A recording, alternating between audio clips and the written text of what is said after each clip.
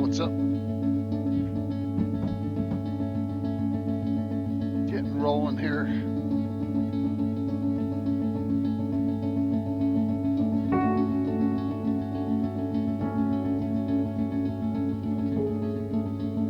Good. Yes, man. Things are good.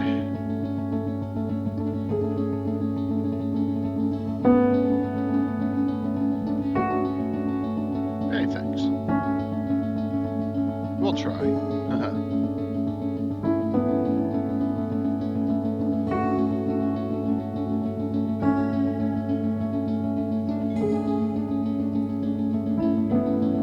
Your repurposed freighter drifts through space. As you stare out at the star-flecked void, another ship comes in. Wait, Hey, Lurkin's is this great. sci-fi? Lurkin I on, thought we agreed on a World War II Manny's channel campaign. too, Oh, so it's all good. did we? That's cool. I can pivot. Whoops. The smell of smoke curdles in your nostrils. Hold up, I thought we were prepping for a zombie apocalypse campaign. Alright, here's what we're doing. It's the year 3700. Humanity's elite fled to other planets long ago, taking with them all forms of advanced technology. Earth survivors scrape by with historic tools as weird phenomena plague abandoned nuclear sites. Witnesses report seeing glowing lights and the dead rising from their graves. And amidst the chaos, three strangers will meet in a dim bar. A veteran zombie slayer, a disgraced general out for revenge, and a space mercenary sent to investigate the power plants. Now describe your characters.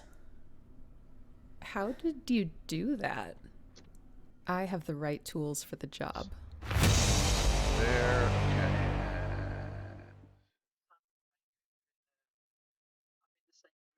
Yep. Yeah, there we go. That should be better. Yep. There we go. Yeah, must have moved over. You did an update and Windows changed the settings. Oh, I had that stream. Oh yeah, you had the stream where you did the where you just producing and playing. One downstairs, one upstairs yesterday, so I was running around between both. So afterwards, I took the headset off to talk to the guys after the stream. That's what it was. Yep. So I went back to the main mic, my open area mic, something like that. Yep. How are you? I'm good. Yep. Good. Good to hear. Tim will be on. I'm not sure about Jeff, but I know Tim will be on tonight. So. Okay. Talking some champagning. A story once spoken is ageless. Hey, Jeremy. The dungeon Weirdo. imagined without end. Did I get here? The curious are the ones most courageous. The tree that endures has to bend. From stillness the mad mage is stirring. From countless voices the castle takes shape. Zagged will test the enduring. Those unlucky will never Short work escape. week at least. Oh, that's true. Yep. Well, your country is 250 years. They should have a week off. Yeah. Week off to do what, Anna? Get drunk and celebrate. There's not that going on with the World Cup. Or even more reason to drink beer and be merry and jolly and whatever you're supposed to be. Yep.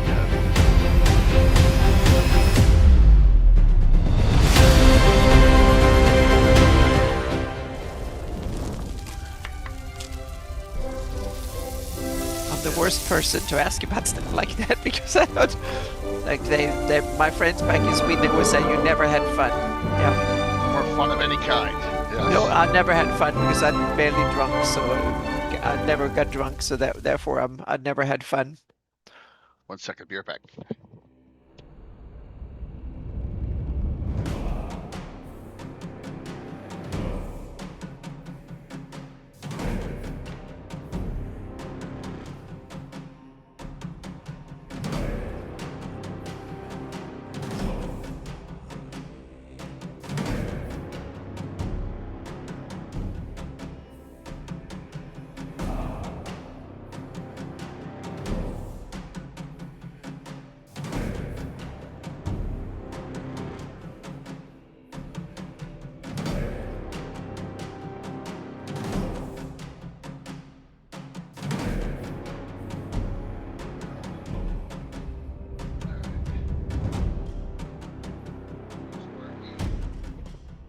Sparky, Diana.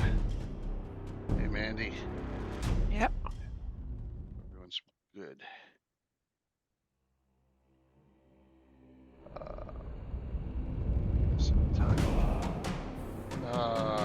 What was I doing? Hate that. I was in the middle of doing something and then I was like, oh, now I remember. Giveaway. We're gonna stay on a black oak roll because I was enjoying the dice so much. Good.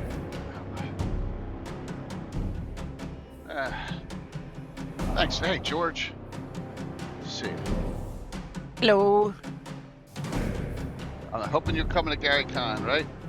Yes, I'm George. We need to get together again. We had so much fun at Gen Con back in the day. Yeah, that was so much awesome. Yeah.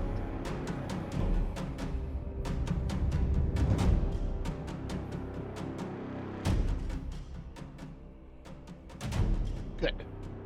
Oh, good. Got That a ton that of is community great. people going this year. Yeah. Mm-hmm. A ton. What button am I hitting? POV, I had 30 minutes before my campaign group showed up, and I was totally unprepared. I grabbed my Ready Set Encounter box and boom, everything I needed for an epic session. Adventure hooks, map tiles, loot tables, stat blocks, and miniatures, all ready to go. My players still think I spent hours planning our Great Dragon encounter. If you're a busy dungeon master, get Ready Set Encounter live now on Kickstarter.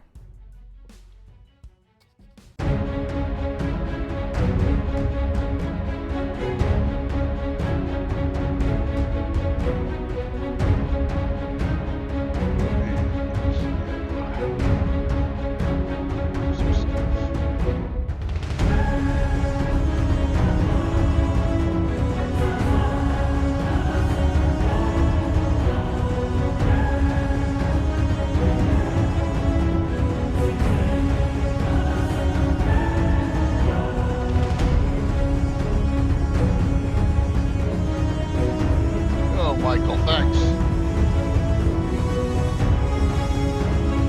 Dungeon crawler, Carl, sure.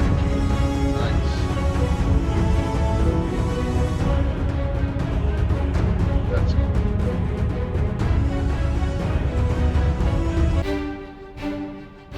Man, Michael, look at that. 2 full years, man.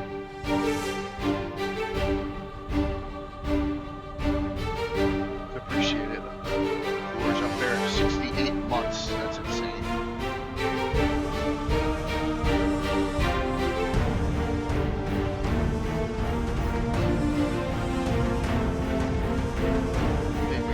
Hey, I'm giving away more dice. You keep, if you get it, then I can put them both in the same pack on Monday.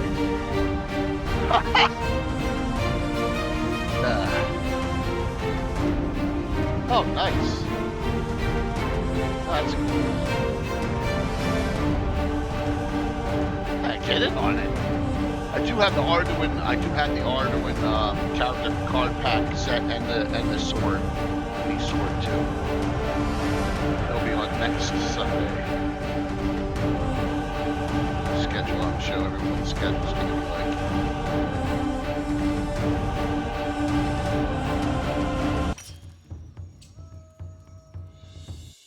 Awesome. All right, good. My Streamlabs was not working until about 5 minutes ago, and I figured it out right before we went live. Like, what the hell's up with this thing? I was like, oh my God. So welcome. The ever mysterious Tim will definitely be on. I'm not sure if Jeff is coming on or not. He was invited, but I'm not sure if he is. But I know Tim is definitely coming on. So it's got that in me right now. Let me just throw these out. These things, this should work. If I hit that and I hit that, there we go. So, sorry to disappoint. I had five streams this week. Only 3 next week because if I do something on 4th of July, my wife will kick my ass, right? So that's not how. Yeah, we're not going to be able. People should have more important things to do than to watch us or watch games online. Yep. So Wednesday, the Metropolis and Greyhawk, and Gary Holding's going to try and join us. Okay? Shouldn't that be the Metropoli or Metropolis? The Metropolis itself is what is a metropolis. Ah, gotcha. So I didn't say, we'll talk about all the different locations. But I just said what makes a Metropolis and Greyhawk. Yep, that's a good one. Yeah. So start with that. Thursday night, this is 2-weeker against the Dark Brotherhood, as they know who they're dealing with now. We'll talk about that tonight with Armed and Dangerous. And then next Sunday, Emperor's Choice is coming on. George and David are coming on with us to discuss Arduin and all the other stuff they have to offer from their company. So we're going to get to see maps too that you've never seen before. I got to tell you, awesome. A lot of people haven't seen these maps, and you can get them in hard copy now from them pretty easily. They're really fantastic. Then, of course, the Saturday after, Fortress Elendar with that crew. And I got to harangue Tim because Tim still hasn't told me who he's playing yet. That damn Tim. So, yeah, absolutely. Yeah. Yeah. Brisket is in the brine. That's awesome. Oh, that's blank there. So, I know he should be on any minute, but this discussion is Anna. Yeah. How do you take your? I mean, you had one in Rel Devon for a long time, and I'm not sure. Was it 10 years? Roughly 10 years. I think 7, 8 years. Yeah. Thanks, Wolf. How did it survive that long? Sheer tenacity. I switched out every player, I think. I think over 10 years, we probably had about 20, 25 players. Okay. And it's funny, there was only one character, and this is the funny part of the story. There was only one character who was through every session. And the problem was that the original player, we lost him in the first season. So it was a character that people simply dragged along, and it was a paladin, and we dragged him along, and someone had to, Thaddeus, I think was the name, yep, and had to play this character no matter what, so to speak, and it became a thing, so to speak, and it was kind of funny, and we had to, yeah, and that was part of the fun. So it became almost a meme. It almost became a thing. That's cool. Yeah, there's nothing wrong with that. You know, if that's yeah. So that was kind of funny, and this was during and one of the reasons that it was fairly easy in some ways to run it was that this was during the Pathfinder organized play during the 4th edition Pathfinder era. So it was the era when organized play was common, and as Pathfinder Paizo was very prevalent everywhere, even here in Southern California. So we mainly ran it at 2 different game stores or 3 different game stores, and occasionally I ran it down in San Diego as well. So this is early 2000. Yep. No, it was just after I moved here from 2012 to 2020 roughly. Oh, okay. And, wow. Yeah. Right. And then I include 2 years of planning. So I started planning and running. I ran a few sessions in Sweden just to get set up with Pathfinder and stuff like that. So it's kind of officially started in 2007. It kind of started to come along, but it took off after I moved here. So in 2011 to 2018, 2019, something like that. Yeah. I think I ran this when I met you. You're still playing when I met you. Okay. Yeah. Yep. Right. Yep. So the last sessions we wrapped up in just before COVID, I think. Yeah. Wow. That's cool. Yep. You know, my travesty. I just started with all this 12 friends stayed together and just rolled from there. So 46 years of Greyhawk. Yeah. And then, you know, Tim with his City State we were trying to guess like yesterday during the game exactly when we started it. And we're like right around 85 or 86 is when that started. So you're looking at 40 years of a City State game. I don't know if I ever had 2 characters in it. Well, actually 3. I had 3 because one died, and then I had a replacement character.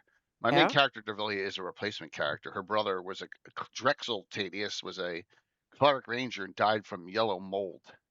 Yeah, that's the way to go too. That's the way to go. Yeah, very low level. So, but that was long. And so then I went to the Cavalier from there. Yeah, you know, everyone was playing Cavaliers. It was the end thing. Harsh way to go. But so 46 years and 40 years for Tim's, and I know a lot of you have like Malvin has 46 years as well. Yeah, so. for me it's been 4 or 5 different campaigns set in the same universe, but have had very little or hardly no overlap, so to speak. Right. So I started experimenting. I don't count the first until probably about roughly 1990 or something like that. That's when I started to put together a campaign, and or late, maybe 89, 90, somewhere around there. And then I played, then I had one set of players, and we played with that group roughly up until 2000, about a bit over 10 years, like 12 years. Those were folks that I grew up with, friends that I started playing with, and some of the original crew, so to speak, that I played with, and then some people that we picked up on the way, and then that was, we went through the Greyhawk Wars and a bunch of cool stuff like that. We started with first edition, most of it was second edition, and then I also had uh, I started at the end of that era. I started another, because then I lived in Stockholm, so I started another campaign there Oh, that was different, that was more did not know that. planned and stuff like that. Thank you Oh for that yeah, that's trivia. when I moved to Stockholm in earnest, so to speak, in the late, yeah, about 1990, something like that. So the other one I played my home buddy. So I had one that was more regular, and we played in the last year. So I had two parallel, but one of them we only played like 3 times a year, maybe 4 times a year. We played like weekends, a whole week, sometime, or like 5 or 6 days, and so on. So that was part of it. So that Okay. was ongoing roughly to about 2000, Well, or something like that, that's what's happening with 2001. Tim's now, Yeah. with Tim Mm-hmm. City State. Yeah. We're lucky if we get 4 in a year, Yeah. because he's so busy. Yeah. Mm-hmm. But Yeah. I'll take it. Yeah. I'll take But it. it's not. Yeah. Everyone says, "Well, why don't you play more?" And I'm like, Yeah. Mm-hmm. if I'm gonna play, I'm gonna play Yeah. like in a Champions Off game, Yeah. or I'm gonna Yeah. play in a game where I have a character I've been playing for 40 years, and that's Yeah. Tim's. Yeah. You know, And I yeah, had, it was some years yeah, I don't think there were some years like maybe a little. 2001. I don't think I played a single session, anything. And because that was before the internet, and I don't think I was barely in the country. And so there were some years that were terrible. And then other years I had months off and we could play tons of Well, yeah, D&D. I mean, it Yeah. happens, with Yeah. real Mm-hmm. life and all. Yep. We've been blessed to not Yep. have a lot of those issues. I mean, things have Yep. been moving right along. Mm-hmm. College years in the Yep. mid '80s were tough. We didn't get together as Yep. much as we would have liked So to, yeah. particularly in '87, Mm-hmm. but we still did. Yeah, so So yeah, Devon was my fourth I guess D&D yeah, I know Greyhawk it's campaign, driving me crazy. so to So speak. Yeah, your fourth, yeah, my fourth. yeah, That was, and that was the second one that was really done with research and planning and stuff. So the first one was first edition, a lot of testing out, whatever. The second one was the first. Then I started to. That was second edition. It was a little bit more for conformed. I realized this is Greyhawk. mhm. I try to start reading the books. We start playing the From the Ashes and doing stuff like that. The third one was more like, okay, now I'm going to be intimate, and we played. I was trying to go back to the basics. We played Elven Of course. stuff. We played lots of Elven stuff. We played Temple of Elemental Evil, kind of, so to speak. I took them through Hamlet, like they going back to Hamlet, going back to Temple of Elemental Evil. It was more like getting to know. We were a little bit in Wild Coast, a little bit in City of Greyhawk, but those were a few things planned and very, very going very deep. And then came Rel Devon after I moved here. That was my plan to do, and then I moved here, and it Uh-huh. kind of took off, and it became a big thing. And the good thing was when you had so many organized play buddies, it was easy to get players. So therefore, it was players in True. and out a bit, but it gave me a lot of routine in running games, because we ran at least almost a game a week for like a lot of years. There was 80 sessions or something like that, or almost 100 sessions in over those What? first 6, 7 years I lived here. Yeah. That's one thing I don't know. Session numbers. I mean, the guess last Yeah. time I Yeah. checked, Yeah. 3,750 to Yeah. Yeah. 3,900. Yeah, That's a that guess. was what I Oh, changed so in my Shieldlands campaign. That was thoroughly documented. And so we run 63 sessions, and then Oh, I've cool. run a bunch of playtest sessions as well, and at least like another 40 of them for Hawktails have been documented and actually brought the storyline forward, so to speak. Yeah. S- So yeah, and you know, for, that was one thing. The level I logged adventures. I didn't put down what group was running in them because we didn't start naming groups until I want to say late 80s, early 90s. So Yeah. there was just a pool and characters going in and out, but there were adventuring groups. I mean, I'd find the old log sheets. Sharice adventured with Emerson the Third, who adventured with Aragorn, who adventured with Preparation H. Sorry, yes, that was the name of a character. Weapon fighter. It was Gary, our buddy Gary Sharf's character. Yes. So yeah, we had there was a lot of I know those, but they weren't really named groups. So there's a lot of yeah. Bill started like '92 is the guess for Bill was '92. We were naming groups before that, Hmm. but not on a regular basis. And then some of the terrible names out there, you know, um, Yeah. the Omega Patrol by Tim or the Slav Squad, which kind of defunct now, but that's all right. Hmm. Armed and Dangerous is taking their place. So we may have at least one armed and dangerous person coming on later on, just to talk about like what their experiences are, what their observations are in the campaign, what the hell's going on like around them. Because I'm throwing like stuff at them all over the place, Hmm. which is how the discussion tonight when Tim comes on, we'll throw him in here. Um, how do you like get it to go for long periods of time? Like where does it say, you know what, I'm just sick and tired of this? You need to build cliffhangers in a way. You need to create things that the players want to see what's behind the hill, what's what's behind this, what happens, so to speak. And the problem for me is that my campaigns have become more and more sandboxy over the years. In the Right, and beginning, that's I tried yeah, to build stories and I was thinking like modules. And then I right. abandoned that and started like, okay, no, we just going to, this is just an area. This is the setup and we just go. And as the more I got to know about Greyhawk, the more sandboxy I've become. But on the other hand, that means that play is where stories are created. I don't have a story to follow or anything. It's the story comes from gameplay.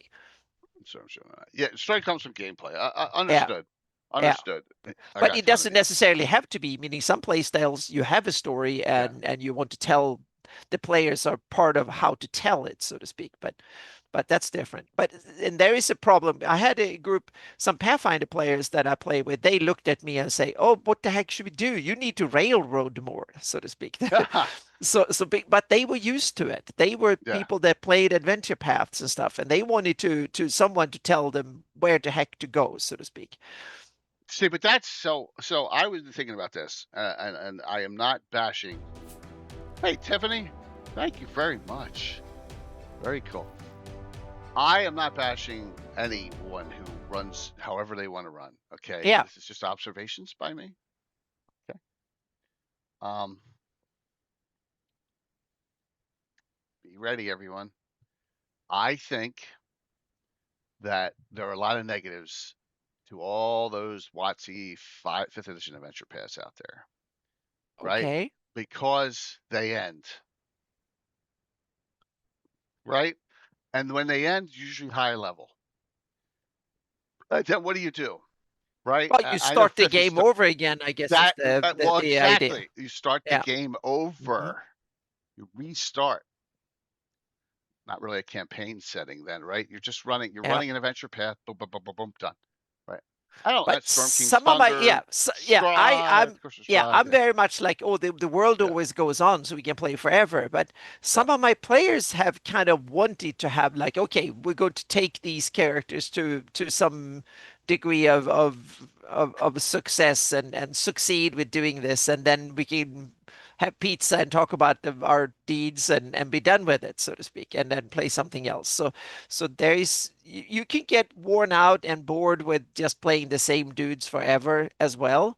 But on the other hand, some players and groups, you love that. You just want to go on with this group of adventurers going out solving cool stuff and killing things and experience the world and explore. So there's you can end up wrong both ways. And sometimes I'm not really sure which I like the most, so to speak. I can get very fond of a adventuring party and the characters because it's so cool because even in a sandbox, when you have characters that have had interactions, meaning they have enemies, they have friends, they have relationships, that makes it easier. A sandbox, weirdly enough, is easier to run the more you play.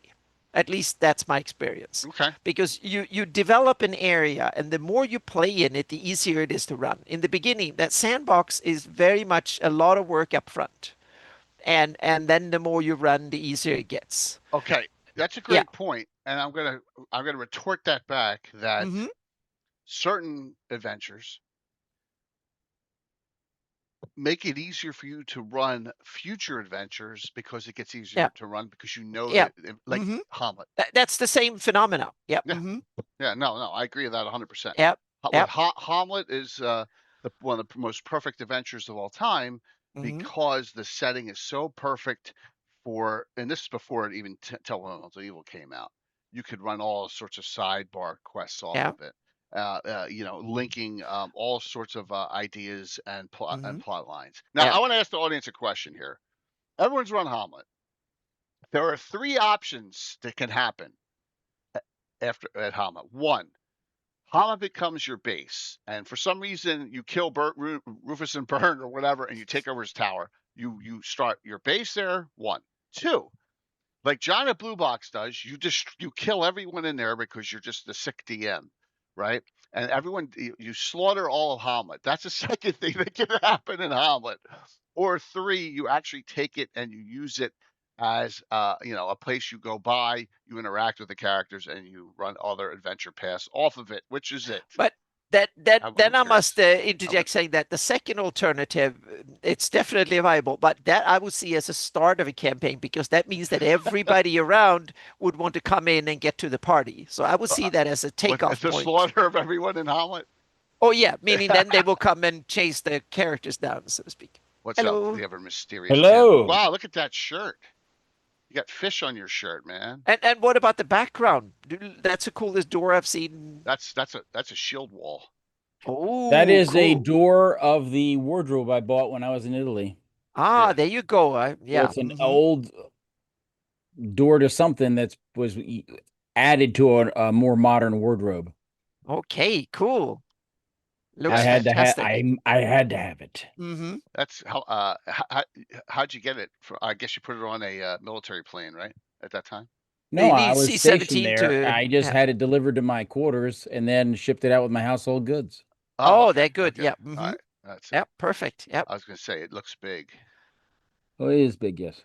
Mm-hmm. like all those weapons you have out there. So Tim, There. we're talking the three options I saw for Hamlet. We're talking campaigning. One is you end up Hamlet ends up as a main base, and you end up like you're the mayor of Hamlet, or you're Rufus and Byrne, or two. Or the elder, right? Yeah, or like John at Blue Box did. He slaughtered everyone at Greyhawk, right?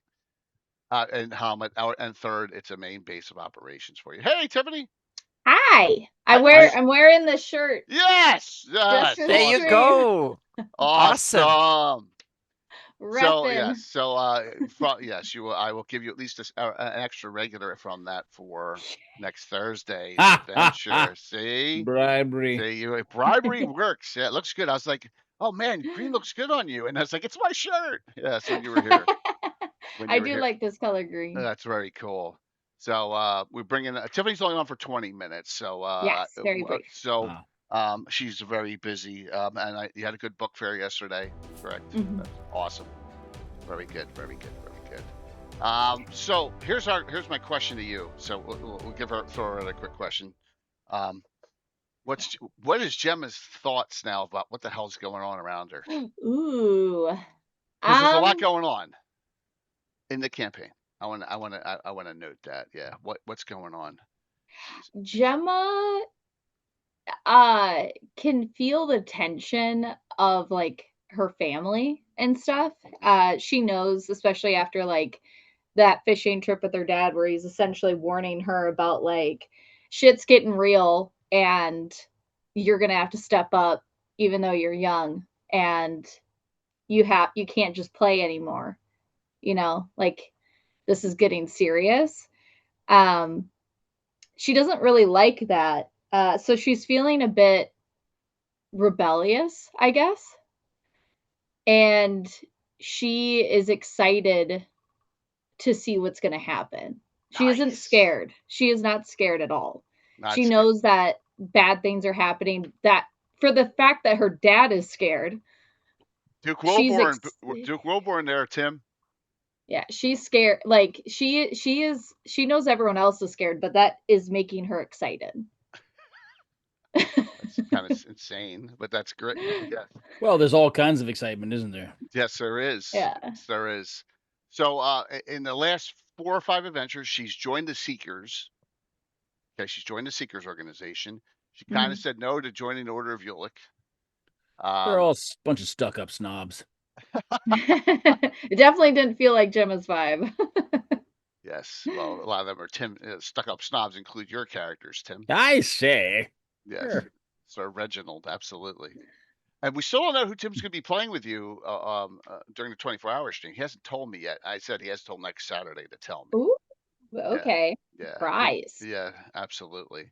And then you've got a lot of other things go on. You got this minor artifact now. You got that at CNY with Savage, who saw that. You got a thing that actually opens up portals when you come to like the Stairs to Nowhere, whatever. You can actually take open portals to elemental planes now, and that's kind of spooky. So yeah. So you got a lot going on. All right, so I need to call out Raz's comment here. What'd he say? Oh, she's rebellious. Jump on that, man. Fritz is the man. What? Fritz is just the man? Oh no. It's disgusting. Even though they're technically not cousins, she canon, because of the adventure Fritz and Gemma were on together, she thinks they're cousins. And it has been established that that's a mutual understanding. So that never stopped people in the ancient world before. I mean, they did a lot worse in the ancient time than cousins. Yeah. So real quick, that question for a couple generations. Yeah. And that was it. I already have a damn fear in my campaign gold. What's his name, Tim? I'm sorry, say again. I have a damn fear in my campaign. What's his name? A damn fear? Yeah, a vampire can survive in daylight. Blade. There you go. Yeah, so there you go, answering that question. Yeah, so Gemma's character is awesome. If you haven't watched, she really gets, lightens up the situations all the time, sometimes to the detriment. But like, I can't even imagine what would happen Saturday if she was on that group. It was, as you can see the pictures below, and I pulled one of my favorite sick traps of all time on everyone. Tim loves it too. The mass morph spell. Is there mass morph in 5th edition? I guess not. I think it is. Uh, Someone must have invented mass morph. That doesn't mean I know there's true polymorph as a higher level spell, but I don't think there's a mass morph. Mass morph is you disguise a group of people as just a grove of trees. Mm-hmm. Yeah. Yeah. Okay. I've never seen that spell. Not to say that it doesn't exist in some type of one of the millions of books, but the only is like there is a spell that disguises multiple people. Right. Okay. But it's not called that. There's another one called Veil. It's another religious spell. Well, mass morph is such that even they feel like trees, and they're like trees until the person that cast it releases them, and then they're all there. So that's what happened Saturday morning. They walked all through, and they're like, oh, because they saw they saw Emerson up there making out with the other blonde girl, right? I was doing that, and all. I'm telling, I got their eyes somewhere else. They walk all through the groves of trees, and then all the trees disappear, and there's 24 That's barbarians. horrifying.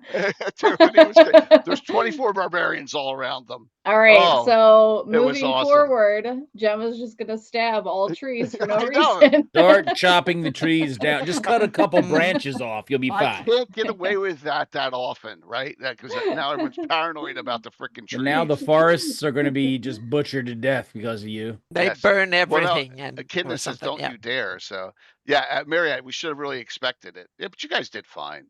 So, you guys did well. All right, so a druid doing speak with plants could probably figure it out because he would talk to one of those They and he didn't have a wouldn't druid in the answer him. party. You would They had a know witch. right away it's Yeah, not a they real had tree. a witch. They had, yeah, but talking to all the trees, that's that Greenwood paranoia. That's some hippie, yeah. So, but that was doobie fun. stuff. That was fun. All right, so no fear. You have no fear. No. Okay. Gemma ain't not scared. Not scared at all.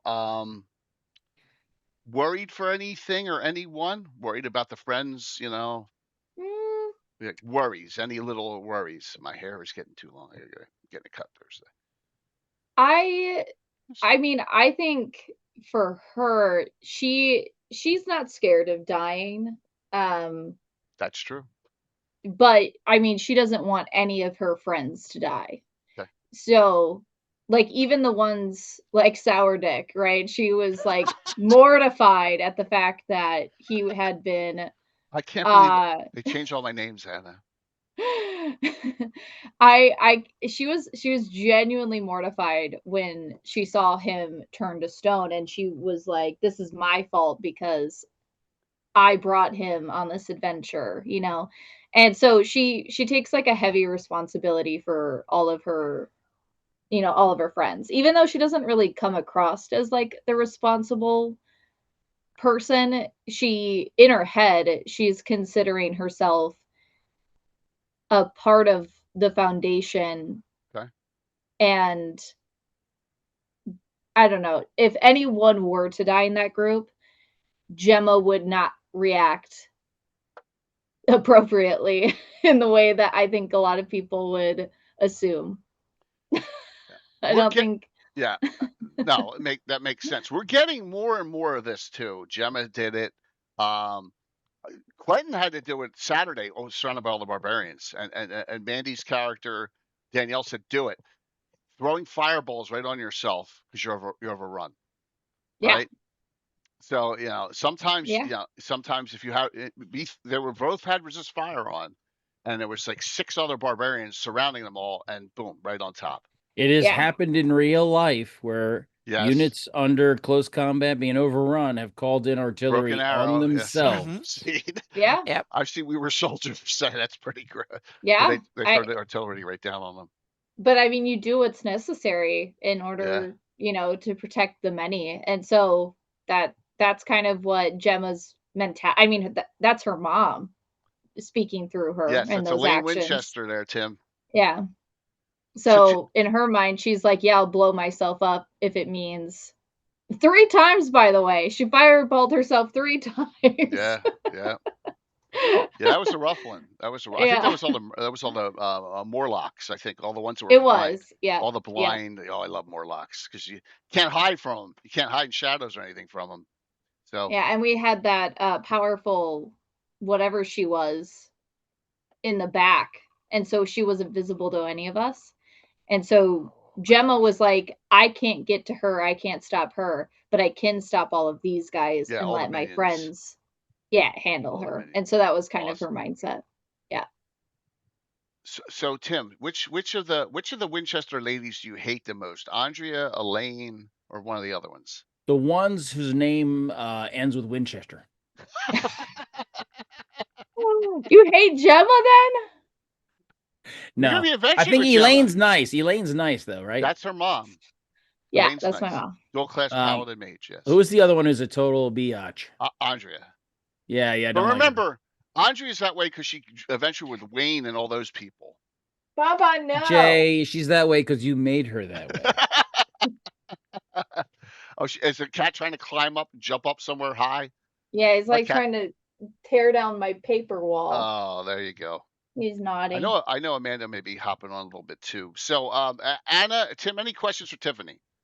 As Gemma, as her mage thief. Vaughn, no. 6'7", almost 7'7". Mage thief. She Which will is be worse, Gemma or the cat? Yeah. Oh Yeah. God. Always try to always get magic that Naughtiest, assists your yeah, thiefness. yes. Yep. Yeah. Try to get magic. A lot It of times, assists your thiefness. Now we know the inspiration for Gemma here. We have, yeah. a lot of Gemma's her favorite spell. I haven't given out to many other people. It's from a Hazardous weapon. Yeah, harassing weapon. Oh, Harassing weapon. It's a Right, it's a but Monty I Cook mean, spell. how about There's something How that about- helps you hide or No. find the money or stay out of trouble? She's like I don't recall her ever. Have you done mirror image on yourself? Maybe Oh, once. Maybe once. Maybe once. Yeah. The cat. She's there's done. another. She has dragon hide. She does dragon hide on herself a lot. Drops her armor class 3 spots. So she's -5 then. What's but Gemma's what level is favorite she? dessert? 6'7".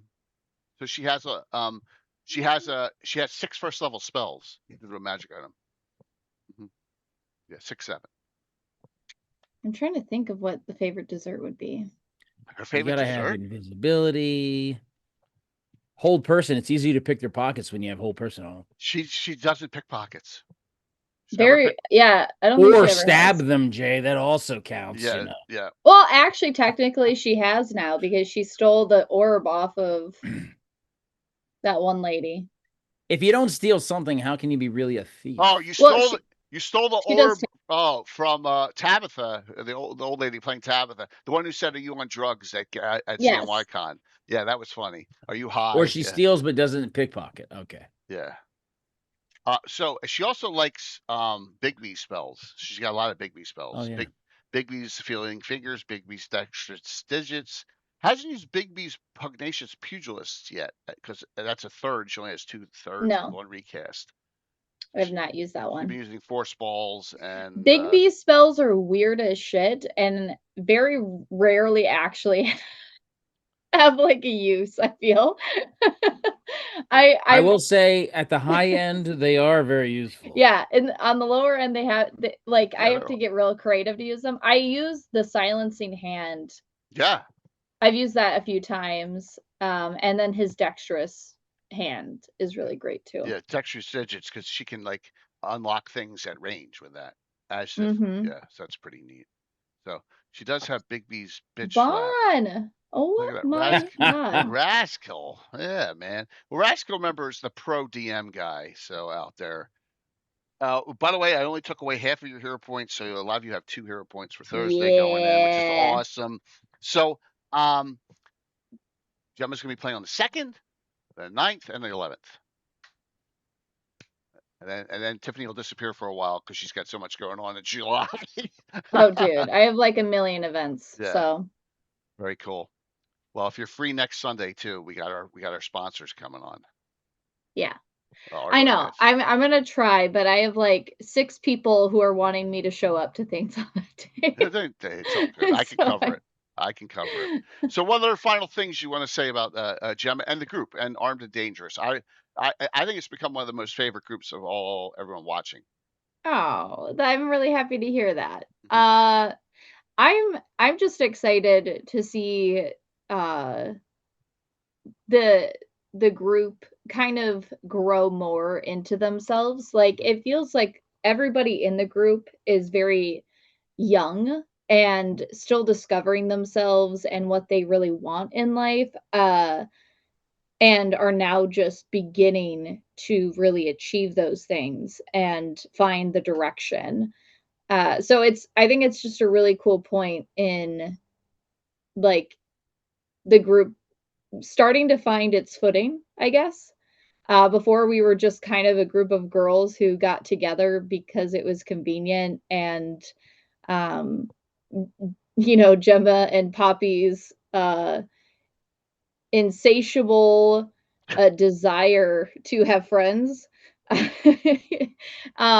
But now it's like they're becoming more and more like a family. They're able to read each other more. And now we're going to be living together. So Yes. we have a house. So I actually it's called the Armada. I think that's Myriad came up with the name. Tim, how hard is it to get a house in Altamira? I don't know. I got one.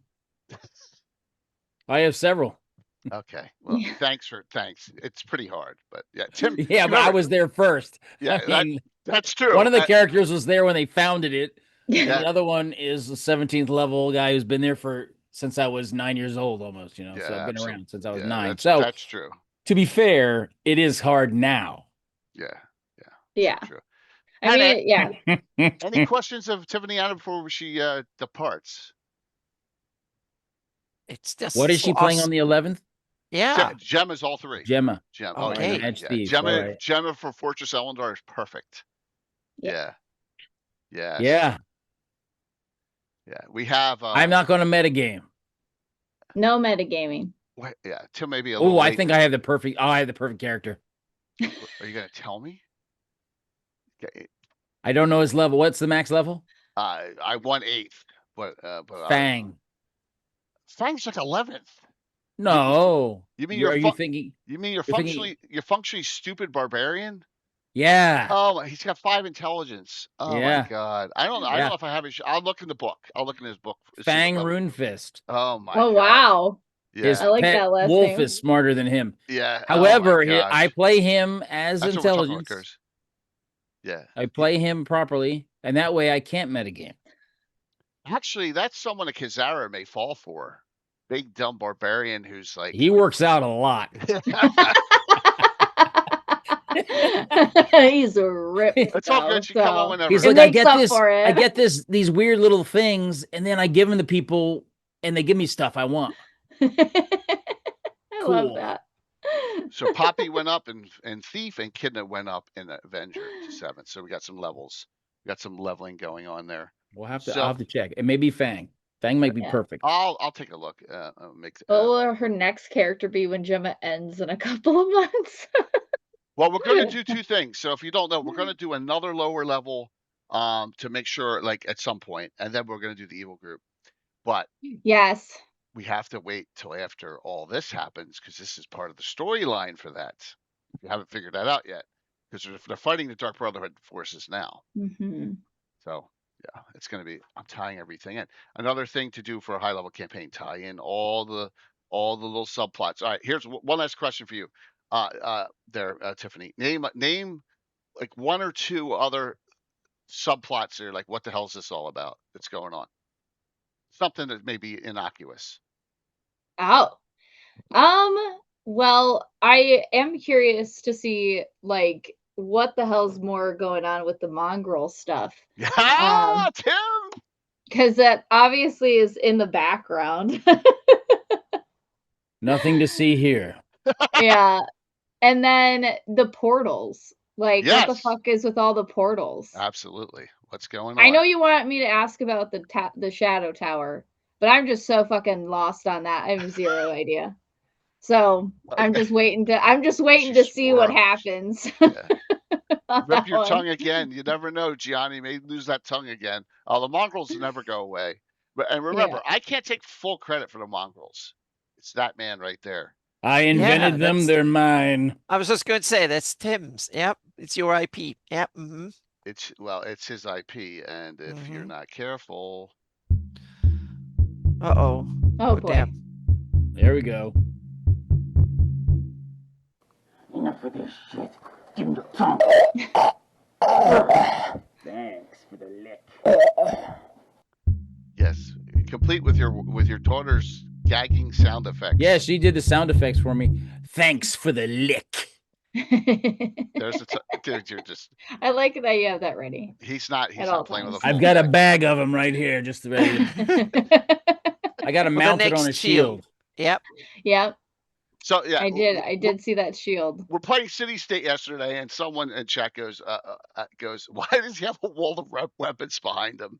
I'm like, I think it was Lindsay. What kind Lou. of question is that? Yeah. I was Oh, like, that's a new person. We should be nice. yeah. Well, it was Lindsay Lou from Mandy's channel. Why do I have weapons on the wall? Yeah, behind you. And I'm like, Well, "They're where all else are real, you going to too." put them? Yeah. Yeah. Yeah, absolutely. I only have one standing next to me down here. My sword. That's it. Yeah, Yep. This is as much as it can fit on the wall behind me. it's a beautiful shirt too, Tim. You got on there. It's awesome. Mm-hmm. So Tiffany, I know you got to go, but I really appreciate you hopping on here and Yeah, just Yeah. talking about of because course. I want to get the perspective from a player as to what's happening now, and you said some really nice things, and I really thank you. You know, you always said if I don't like it, I wouldn't be doing it, right? That's So true. yeah, That's true. and we got it. And what's happening now is you got friends, you know, hopefully for life, you know, because you got your chat. Everyone knows about what's Yeah. going on Tiffany's channel too. Let's shout that out real quick. Yep. All right. So, who's on next Friday? Is it Korg? It's Korg the Mighty. All right. He So, is going to be my next victim in my zombie love fest this is the wrong ad, on my channel. but next, yes, but next Friday at Same 7 vibe. Eastern, 6 Central, it'll be Korg's turn up. I'll be on September 11th. Yeah, September 11th. Yeah, Yeah. that's it. I'll be with I gotta get Chris Triangle. Chris Triangle. Yep. Yep, absolutely. So, and that's going well. So she had a really good time last weekend. Let's just keep it rolling. Part of the stream team, you know, support everyone involved. Yeah. Yeah, Fang Runefest. I got to take a look. I may run downstairs while you two are Annie and I will Tim are play him. I'll talking. be like, what would somebody super dumb and sees this? What would he do? I make that decision, and very, very often, it is the greatest decision ever, only by accident. Yeah. Yeah, he's an interesting character. He is. It's an old character. He's got a scar on his fist, and it looks like a rune. He can't read, but somebody said it looks like a rune, and that sounds cool. Yeah. Plus, he's him and Kizara together would be two great bashers. He's like big and strong. The more not of those smart. you have, Gemma, taking the attention of stuff, the better off all the spellcasters are in this adventure. Because this adventure is especially the way Jay does it. Yeah. Yeah. Gemma just kind of runs in. She doesn't she'll sneak around and stuff, but she'll our last session on Thursday was she sneaked upstairs and ended up fighting that priestess and her weirdo on her own. Yeah, and the toady. She went right up, and a high level priestess of Leviator walked right up. Yeah, and then whipped the crap out of her. Dispel that. I cast wailing whips, and that's like whips all around, just flaying off your skin. I think Gemma did pretty well, though. You did really well. You did great. Did she have skin flayed off? Gemma did not. She took some damage. It was half damage, but the whips stay there in that area effect. Yeah. So Gemma flayed it's like a lower her. level blade barrier. Listen, Gemma flayed her. Spell. It's 5th level. It stays up for 5 rounds. It's 6 to 24. Stay for half each round you're in it. Oh yeah. But a blade barrier is like 6th though, right? Blade barrier is 6, and it's 8 die. Yeah, that's 8 or something crazy. And remember I've seen all with Tim, invisible blade barriers and all sorts of other shit. Yeah, blade barrier with an illusion over it so you can't see it. It's awesome when they walk into it. Yeah, you're disgusting, dude. Yeah, you're crazy. But the wailing whip stopped all the bugbears from coming up the step, and they all took off, so they didn't have to fight them. So actually, a blade barrier over a ship will clear a deck really fast as well. Yeah, that's a spell that should be used a lot more in. But here's the thing: does the blade barrier have to be on a hard ground? No. Who are you to tell the deities where that thing can go? Just saying, man. No, I don't make it. It doesn't need to be anchored because it's a divine thing. It's not like sitting somewhere. Curtis did have a interesting question for Tiffany in chat. All right, here it is. Tiffany, with all that many events you have, you might as well go get yourself an agent. Yeah. I saw it. I saw it. He's taking a cheap shot. But you get to adventure with him and get him back. So yeah, Curtis and Brett will be there. Jeff will be there with Tim in person. Myriad and Tiffany and Amanda will be playing as well. And I don't know who Amanda's playing yet either. She's either going to be playing her quasi-elementalist or her ranger, which I think she'll be playing her quasi-elementalist. She's 8. Nice. Yeah. Alrighty, I gotta go. Love you. But it was awesome Appreciate stopping it. by. Yeah, that was Yeah, fantastic. see ya. Thank you so very much. Bye. See you soon. Bye bye. All right, so that Tiffany Rose Nickel, everyone, and we got her for Bye. 2 nights. Yeah, so sometimes she doesn't pop off here for some reason. So let me remove her. Okay, so Amanda may hop on too at some point. All right, so Tim, talk a little bit about Adam's campaign here. The city state itself. It's Everyone been loves a parade, Jay. yeah. Anna, did you hear what he did? Know what? So my character gets back after these wars with the Skandics, which are like Norse. Okay. So I'm slaughtering The pirates. She takes care of the pirates. Yeah, the pirates, even though they are like Norsemen, right? Yeah. Yeah. Kind of what you would think of a prototypical barbarian Norseman from the 800s. Well, that's what the Skandics. Yeah, but they also will steal stuff from boats too. They don't have any problem doing that. And she comes back, and because something happened bad at the Temple of Thor, which just wasn't my fault, but from things like she got attacked, got anti-magic zoned, but then she took care of the guy in a couple swings and popped his head. Oh yeah, well she critically hit him twice in the first round, and then taking out one of his attacks and giving him penalty because she cut his Achilles. Yeah, it was awesome. It was fun. But after I will say this. I invented a new way to neutralize magic. It's like dust of appearance or disappearance, but it's dust of beholder eye. Yeah. So when you take their central eye and you dry it and you put it in dust, when you throw it, it neutralizes all the magic around it. It's a good idea. I mean, dust of appearance and disappearance is extremely powerful stuff. Yeah. Right?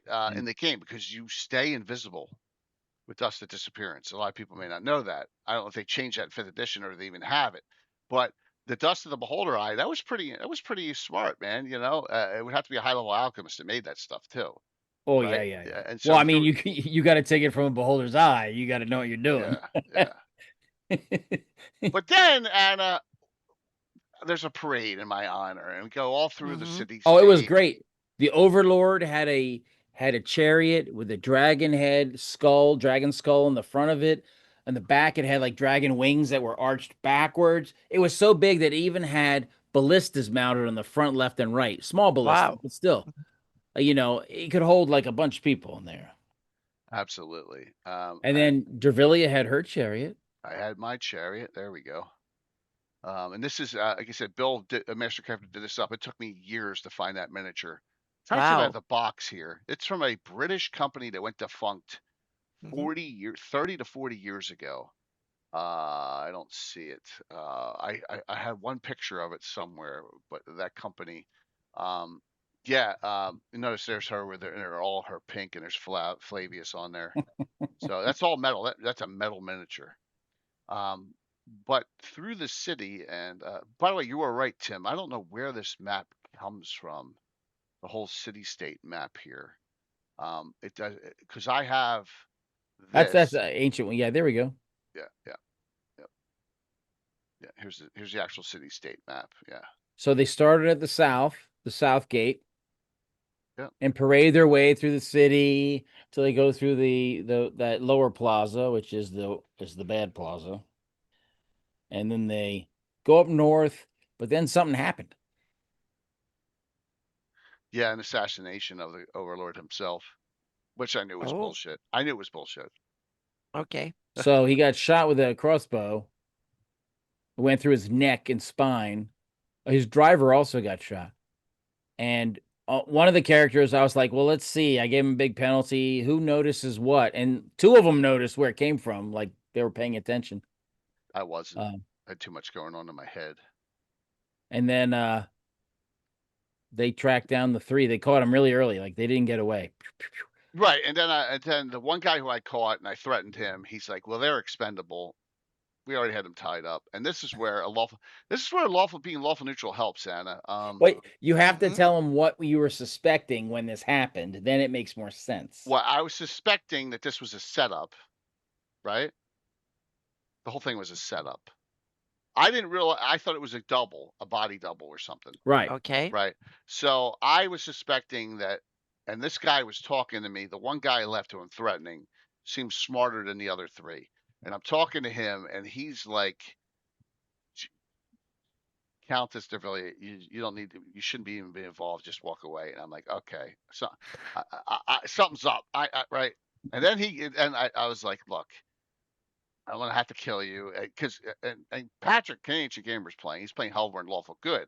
And he's always like telling me, "Don't you can't do that." Because I threatened to cut the guy's nuts off, right? And then he's You like, threatened to cut his nuts no, off. you can't do that." And then he started talking, and he said, "Look, just hit me as hard as you can on the side of my face. If I lose some teeth, so be it." So I took the hammer and whacked him in the side of the head, and then we slit the throats of the three other guys. He goes, "They're expendable." He turned. Dale knows, but They were the ones that conducted the they were assassination. the fall guys. They were the fall guys. So yeah, you have to have those guys too, but they can't. You Yeah. can't let them talk. So Yeah, and then we went back, and it was Black Lotus. The Black Lotus is the secret police of the Overlord in the City State, published source group. And the minute I saw that flower on him, I knew exactly what it was. I knew exactly what it was, and I was like, "All right, we just want to go." Got everyone out of town, got away from here, and then the purge started. Because what happened? well, Go ahead, Tim. Tell him. Tell well, the report went out that the Overlord was dead, and then you had the Overlord had been increasing taxation on the merchants and laborers and businesses, guilds as well, and they don't like that. And so when it was reported he was dead, there's a lot of people calling for a new form of government, and they were like, "We need to have a better government. We need to change this." Some people were celebrating, and after a couple of days, after about a week, that started coming up, and then a lot of the people that were doing that kind of got disappeared, and some people were outright killed, and then it was announced the Overlord wasn't dead. I knew it. But I knew it. I knew it when he went dead. I was like, "There's no way one shot's going to kill that Well, guy." I 20th also level, did a yeah. few things when he showed up with his chariot Yeah, and he yeah, approached I didn't Dervillia. He get it. waved. I'm because it's not really him. It's a A high it level was something simulacrum. else. Yeah. He waved at her and then talked and then said, "Hey, well, you did a really good job against the We forgot the name of Scandix. He couldn't remember who she had fought. Hey, what's up there, Rachel? You just missed Tiffany. And those were kind of like, that's weird. It wasn't enough to do anything about, but I know it informed. I know Jay was thinking about it. Yeah, I was absolutely 100%. By the way, this is that map in black and white, right? In the book I have, it's almost better in black and white. You have all this. Mm-hmm. You have all this. Yeah. You have all that on the other side. Okay. Right. Yeah. Do you have this one? Oh, you have Jay. We are going to touch on the. Okay. Yes, we are going to touch on the Wraith Overlord. Awesome. The reason I say this is this book, the D20 version of this book, is more on eBay than the original in decent condition City State now. This thing is $225 to $250 now. It just so you're aware. That's how crazy it is. The mapping of it is really good. Yeah, absolutely. So and it plus up a lot of stuff. The D20 but version of it. Here's the advantage is that it's much more verbose. Yep. The disadvantage is that it's much more verbose. I think all the kind of redos of the old Judges Guild stuff, they really expand it because they love it. But that's part of the problem. It's too much to read. Right. You need simplicity. Simplicity worked back in the old days. It's actually with that minimalistic and an imagination, it's so much better actually than being filled out with I don't have to think about. I agree. It's just harder to DM because now, I got to read 250 pages and know every single thing in there, and it's harder to read, harder to screen. But still a great subject. Yeah, I mean the number of locations in the city state here. It's the same. This is number 360. Well, they number them all 1 through whatever. Yeah, it goes up to 361. 361 detailed locations. They have, I think, everything that's in the original. Yeah. It's just that the other one does it by streets. Yeah. It's because people want the 5th edition stuff because it's way simpler for modern players where old books have way more lore and stuff. Yeah, but we're talking about 1st edition stuff. which is very simplistic. Judges Guild kept it to the point. Even like Tejo Manor. Tejo Manor is in a booklet Yeah, size. that's it. That's It's it. thin. Now Thrasia's big. Thracia Yeah. book's kind of big. Tejo Manor, Not the Dark original. Tower, Dark Not the Towers? original. Not the Not the original Thracia. Okay, the blue. All right, It's very thin. Dark Towers, so. But Well, Dark Tower is thicker because that's like legit big. That's a different. Yeah, and Judges Guild. But That's Judges Guild dense. stuff, I've been looking more and more into some of the Judges Guild stuff to incorporate into my game. Because it's really cool. It is really cool. All right. Second player from Armed and Dangerous. I'm gonna ask her some questions. Amanda, going on? Just got back from my my husband's home game, so Nice. Oh, it's not at your house. no, it's not. Did he win? Um, Did he win? No one I won. mean, kind of. Home game. I was just saying. Did he win? So, Yeah, fun times. The most opinionated and the most direct out of all of Armed and Dangerous is definitely, the Archer, right? yeah. Aurelia is Aurelia. very She's very direct, and Tim, want to talk about someone who's on their game?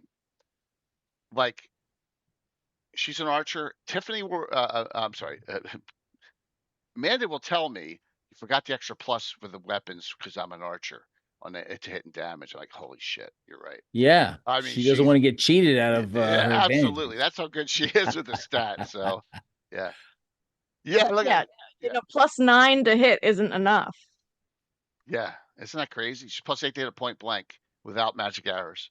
Now, yeah, because her Well, if dex all went you up. do is shoot a bow, you should get good at it, right? Yeah, it's Absolutely. fair. Exactly. Wait till she goes up a level at 7th, 3 arrows. Which is like close. probably going to happen after this next two-parter. Next two. She is really close. Or well, let's see how close. I have them all right here. Like I said, Echidna went up. She should be about 12,000 away, I want to say. Look at that! How close you? No, I have. You are 9,500 back. Yeah. 9,500. After our next two-parter, she should probably be hitting 7th level, which means 3 arrows around. Are you playing your quasi elementalist for I was asking you during your game, but I think there was too much going on. So I was like, I wasn't sure. Ranger. I wasn't sure if we were doing Farah or if we were doing Helena. Oh, you could do Helena or Farah may be the best one, just because the damage output will throw. There were no elementalists last time I ran Fortress Elendar. Right, Tim? No, we didn't do that yet. I have the elementalist class up. So that may be a little. But does it really matter? I mean, Farah's the class doesn't matter as much. I mean, eventually, at some point, but one. It is a great adventure, isn't it? The big thing is that this is what matters. If we run Farah during a 24-hour stream, it'll probably put her up to 9th level. That's fine. Kisara's going to go up to 9th afterwards too. If she survives. If she survives, yes. So this is what That's a fair assessment there, Tim. This adventure is a potential campaign ender for a group. Like if it was like one group of adventurers with no others, and you come to this adventure, it is potentially, right? It's potentially a campaign ender. 100%.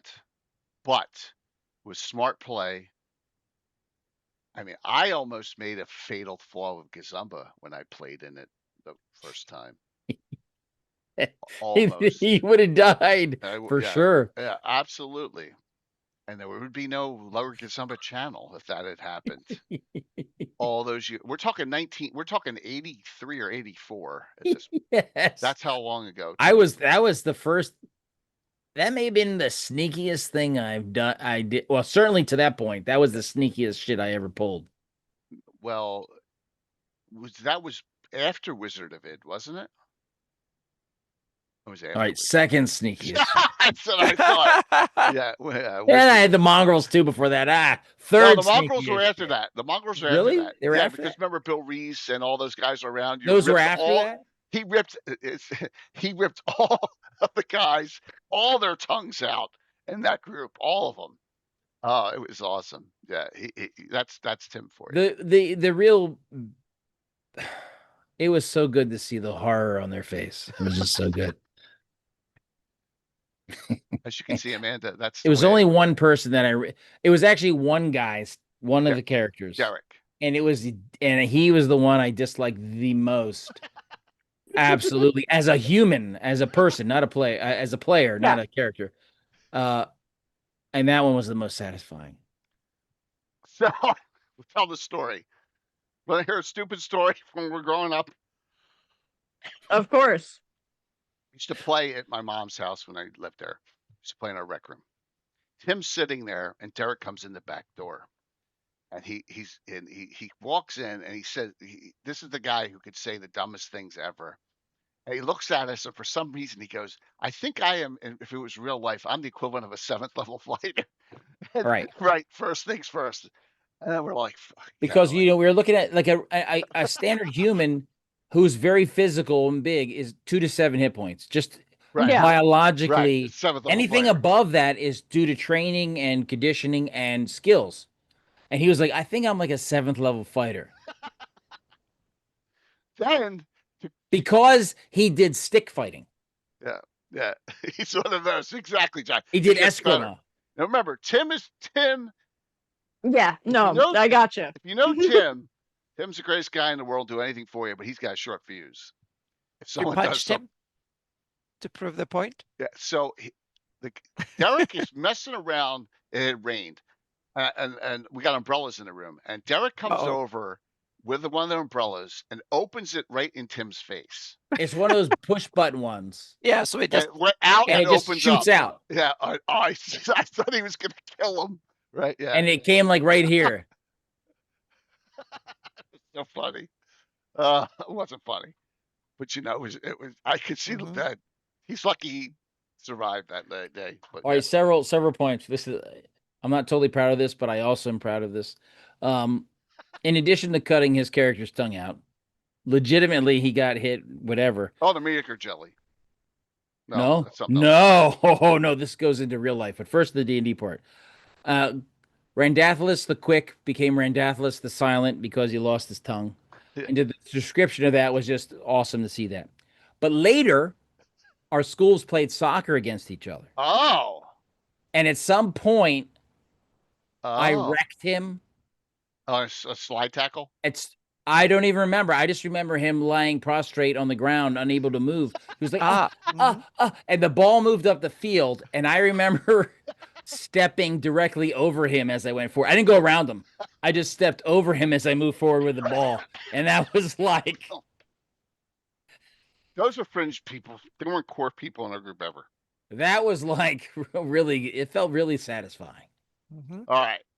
So, I'm going to hold off on answering my question because I got this call. I got to run and get something to drink real quick. So, Anna or Tim, ask Amanda something about Armed and Dangerous. Oh. Come on. Just say anything. Before that, I do want to call out. Yes, please. And Jay knows this, that the future of the hobby is in good hands. My daughter picked up a new hobby yesterday. Painting. My daughter picked up mini painting yesterday. Yes. Awesome. Specifically, so we went to my local game store, which, as I've mentioned before, is it's actually the birthplace of Axis and Allies, the game. And I can bring this up real quick. I had gone in for free RPG day, which they actually aren't running because in previous years they just had a lot of trouble with people who came in, just got the new stuff, and then left. And it's a small store, so they can't really have that. Like they want to bring stuff in for their regulars, and like totally understand that. Like they want to bring some new people in, but they want people who come in and like actually look at the stuff they have. They want to make There's sales. so much stuff. Yeah. Exactly. So they were running a mini painting session, and my local store runs a mini painting session every second and fourth Saturday, where there's a bunch of people who will come in and they'll just sit down and just paint collectively I'll together. be right back. Here it goes. There's a picture. There it is. Yes. Ooh. So this big ugly green guy is my daughter, who is 8 years old. That is her first ever paint job. Wow. She picked him up. Like I told her, I just sent her into the stacks and I said, go pick one. And that's what she came back with. That And is a great she was job. like, Yep. she was very excited to paint some big ugly monster. Yeah. Specifically a big ugly monster for Daddy to use in his campaign. Mm-hmm. If you're gonna paint And one, it should be a big ugly one.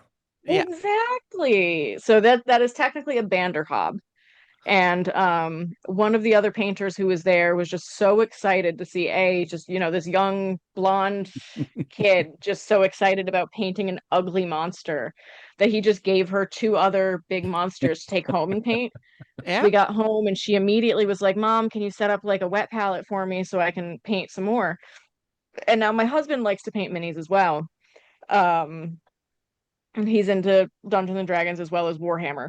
So, we have no money. But you have lots of You miniatures. have lots of Yeah. assets lots when of it comes to miniatures. Yes. We have lots of paint. So Yep. he has the full model painting and fantasy painting lines from oh my God, I just forgot the name of the brand. Starts Games with a Workshop? V. No, starts with a V. Oh, Painting Vallejo? Vallejo. Yes, he has the full model air and fantasy Vallejo sets. So I set up a wet palette for her. I looked at the mini and then she looked at it and I asked what colors did she want. And so I set up a couple of different variations of each of the colors she asked for. And she started painting this other big ugly monster. And she was paying attention to details, like making sure like it was this big, like a real like pig-faced orc holding a giant boulder over his head. She was paying attention to like, oh, his teeth are yellow because he doesn't brush his teeth. And there's blood on this boulder from him smashing other people with it, and he keeps his specific boulder to It's his smash favorite more one. people. It's his favorite one. And like some of his bandages are more yellow than others because he's got some fresh bandages, like from wrapping. Like he doesn't always keep the same old ugly ones on. And I was just like, this is just, I'm so excited for where this goes. And she was, after, like, when we left from our store, she was telling me, like, she was like, Mom, I really want to set up a corner in my room where we can put a shelf for me to keep all of my paints and my paintbrushes. And we need to find a way to keep it away from the cats. Which is really funny because when I set up just on the living room table for her to do the second paint job that she did, immediately our ragdoll kitten, who at this point is almost a year old, he jumped onto the table and just laid his tail in her wet palette of paint. And I'm like, so I had to pick him up and go wash the paint out of his tail because he didn't everyone even needs to notice. carry a spray bottle for the cat at all times. Well, I had stepped away, and she was so focused on painting the miniature that she didn't realize 2 feet next to her, the cat had just laid his tail in. Well, So yeah, you got to train her right, and she can paint all the miniatures for all your needs. Exactly. Then yep. And her That's so visual awesome. acuity at that age is so good. I mean, Yep. I have to wear extra magnifiers and stuff to do anything like that now. I can't anymore. I have only a couple I painted. Bill did most of them. Gazumba and a couple others. Fensick, the original Fensick one. All right, so Moose, this is the mini. It's Harlequin. Harlequin was the brand. Barbarian War Oh. Chariot.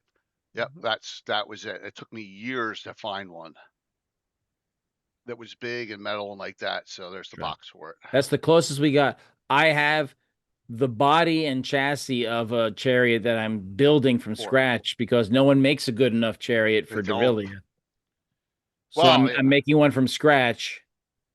You don't believe me? I believe you. I believe you. All right. Yeah. And I have the four horses already for years. it. Huh?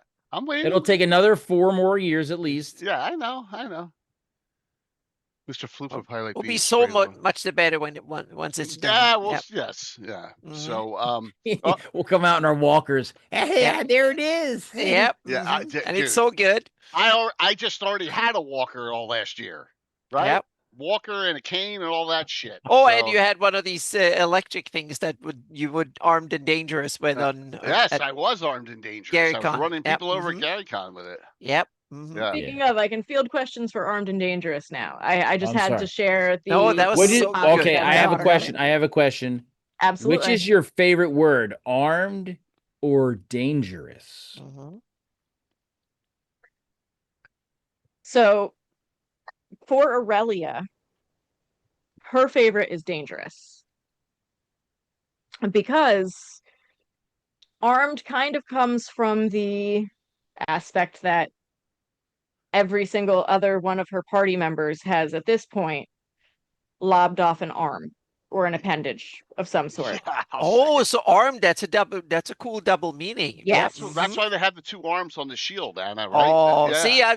I was so dumb. It took me Uh, dumb cup here. Aurelia Didn't get as it an until now. archer, Yeah. she cannot remove an arm but you can with an take, arrow. you can put one right through the head or the eye. Or I can Yeah. I can Yeah, puncture a dismemberment is lung. not the strong suit of I arrows. can, Yeah. make an arm completely useless, but it's still hanging Mhm. there. I cannot take an arm. So she prefers dangerous, which she is. Yeah. Because even not critting, she's doing 16 damage in a round with 2 arrows. So You can't take off their arm, but you can hit their brachial artery. So exactly. I Like can't I take off their did. arm, but I can kill them. I took a lot of arteries out yesterday afternoon with Dervilia. So Oh, you cut it. Well, you cut his bicep off. You cut his bicep in half and his Achilles in the same round. yes, well, she's awesome. So here's a little observation of Aurelia. That could That- really happen Yeah, absolutely. in real life. That you could do that. That could happen. Well, we also saw your character, Murdoch the Mighty, lose his right arm and left leg in one swing. No. I'm saying in real life, Yeah. in a quick exchange of cuts, you could also cut somebody's bicep and their Achilles. Not the same swing, but in a short succession. That is real. That could happen. I early on gave a very she chose it, a very powerful magic item to the group, and Aurelia is probably the archer that fears the least monsters, barbarians, fighters charging her to negate her as an archer. Right? Yeah, I really don't give a fuck. She has what's called an amulet jumping, and once per day she can jump like the jump spell 200 feet. 200 feet? And 200. up to 200 feet. In any direction. Does it help you land? She has to make a dex. No. I have to make a dex roll, and I have a very high dex. Yeah. And I also have I also now have gauntlets or bracers of dexterity, which adds now plus she has 1. 18 instead of 17 dex. Yeah. But she often giving that to an archer. In most cases, they'll use it to try and get up Position to shoot down. Positional. Aurelia doesn't do that in most cases. Aurelia uses that generally to get up close and personal with so she can whoever's point blank casting, whoever's the most dangerous in the room, so that either A, she can point blank them, or B, she can engage them in melee so they can't cast anymore. Because you prioritize the targets specifically. Yeah. She wants to. It's not even about taking out the strongest thing in the room. It's about making sure nothing can hit more than one target at a time. So and that's what she looks at. Let me bring this pre-picture. She's degrading the enemy's capabilities. Yeah, and I'm going to show you what she Let me did put it in military parlance for you. Yep. This is Flat Top. This is a County Ulick installation that got overtaken by Dark Brotherhood forces, and they didn't know who it was. Right, so they got four Orogs up top. There's an elite Flint archer, 4 bugbears, and then there's only 2 other individuals in here: Halia Thrain and the Toady guy. That's it. And Drew Longfellow, who they rescued. So you get the joke, Tim? Drew Longfellow. I do now, yeah. Yeah, Walt's middle name. Yeah, you got it. So, all right. So she's down below the statue here, right? She's way down here near the shrine thing, right down down there. Two bugbears come down and running to her. Before they get to her, then she jumped up top. She waited until they ran all the way down and jumped up. That took them out of the fight, right? There's nothing else down there. So yeah, it was smart. So really smart. Yeah. And then she took, they were point blanking each other up here.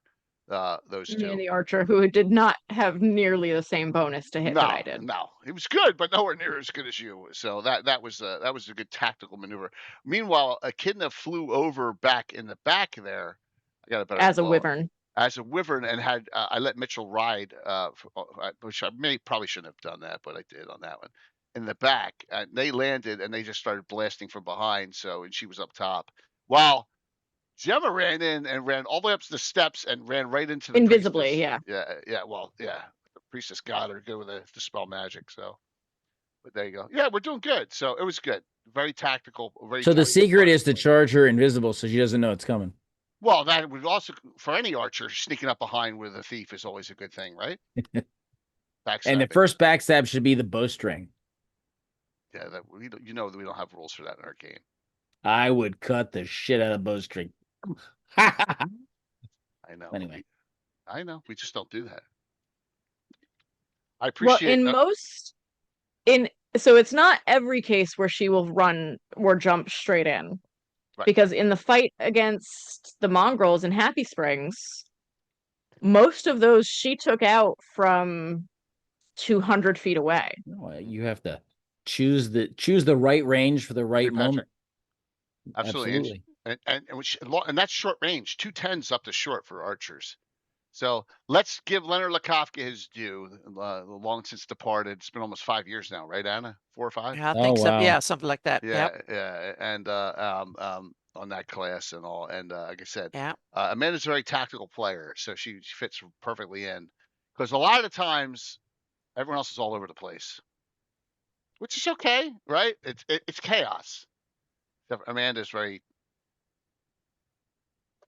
sees the big picture. I'm trying to think of the Well, and it works out because Aurelia also, as a character, would be very tactical and see the big picture. Yes, we know you do there, Gianna. It's awesome. Yes, she's never been the kind to be, like she's always looked at it in the lens of working as a team, even though prior to this she hadn't been on a team. She had always been prepping to be part of Order of Ulick or to eventually take a space in the Watch. She's the only yes. Which so her dad is Hamerus. Hamerus, the elf with the spear, the ranger. Hamerus of Veston. You've adventured with him. All the he's always been around. One of the 12 members of the Sleeping Forest Night Watch. Echidna, the Avenger, and Aurelia, who's an archer. They're both they're twins, right? Twins. Yes. Twin daughters of Hamerus. Twin sisters. Yep, twin sisters of Hamerus. Yeah. I'm looking for Fang right now. Tactically, she hits the decisive point that she needs to for the battle. Yeah. And I see Moose in chat said that's why you fireball the archers first. That's if you can reach them. Yeah, you can't. So 100 plus 10 per level. If you're 10th, you got a shot at hitting an archer who's at short range, right? If you're 7th, you're out of range. Yeah, there we go. The best thing to do for an archer is to put a wall, a fog cloud between you and them. You smoke them out. It delays them. They got to remove to a new spot. You got to put something in where they can't see, or you have to be able to do, if you're high enough level, project image to get close. So then you can blast them from your project image. But I mean, the best thing, like in real world, if a sniper's shooting and you're out in the open, you're going to pop some smoke and get obscurement so you can't be seen. So that's your number one best thing to do is deny them the chance to see you, and then they have to move. So at least you buy a little time. So I got good news. Fang Runefist is only 7th level. So Aha! there you go, Tim. Oh, and it looks like I erased it too.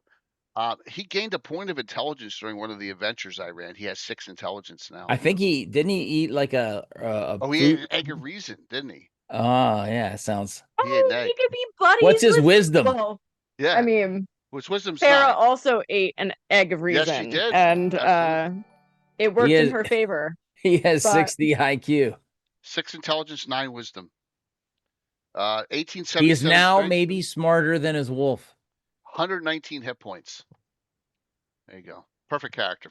Perfect Yeah, character. He does work. Farah's He- quite a bit smarter than that, but He works out a lot. Perfect character.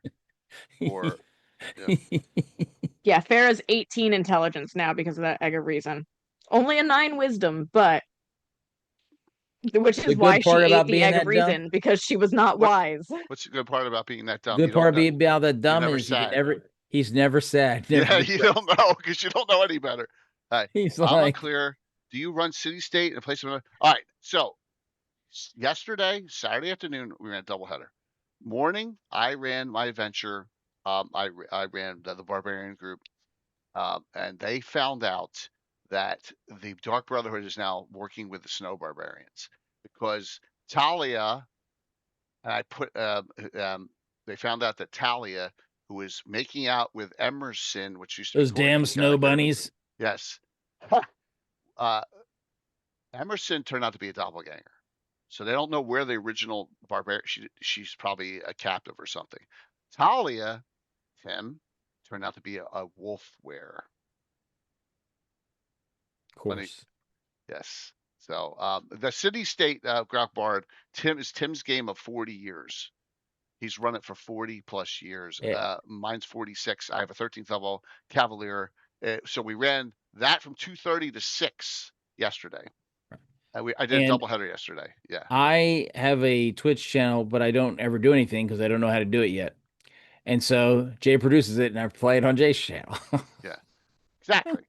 It works. Yeah. We get a lot of viewers, and we had a lot of fun. So, all right. What are your thoughts there on this big picture thing there, Amanda? What's going on? That's going on. On You're this in the big picture. You're an apprentice in the Order of Ulick because you were successful in that mission. So you're initiated. Oh, I forgot to Yes. figure out what your number is yet. I got to do that still. So as Aurelia, her view on this big picture is just like she's still a little in awe of like finally having reached this goal of being asked to join. Because this is what she's been training it up won't make for. you happy. It never satisfies. You always need more. Well, so it's the honor of being asked. Especially because at this point she's been training to either be a part of the order or a part of Forest Night's the Watch. Forest Watch. Never a spot never which opens. There's only 12. Very regularly, very inopportune openings. Yep. So, and her mother was a member of the order, right? We never went over who her mother was, because order didn't exist then. Because remember, you're half. Hamerus remarried a human, because Elazira and Narina are half elves. So I had it that your mother was a member of the Sus Forest Night's Watch and died in the Hateful Wars, right? Because you are 100. Yeah, that's how. Well, we had established that their mother had died about 50 years ago. Yeah, 50. It's About 50 years ago. The Battle of Sorrowful Death that we did, Tim. Yes. 50 years ago, she died. Yeah. So she's always wanted to be a part of this, either one of the two. She's always wanted to be a part of something bigger than just what's going on.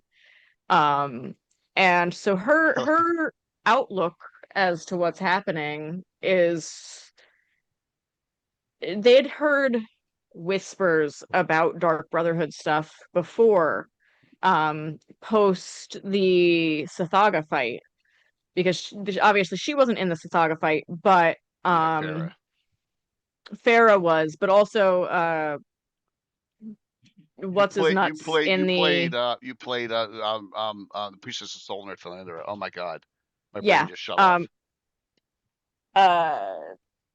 my Oh NPC. God. Yeah, I I had know. I know. her. My brain's off. There, she's in the pile here somewhere. I have it back there It's okay. somewhere.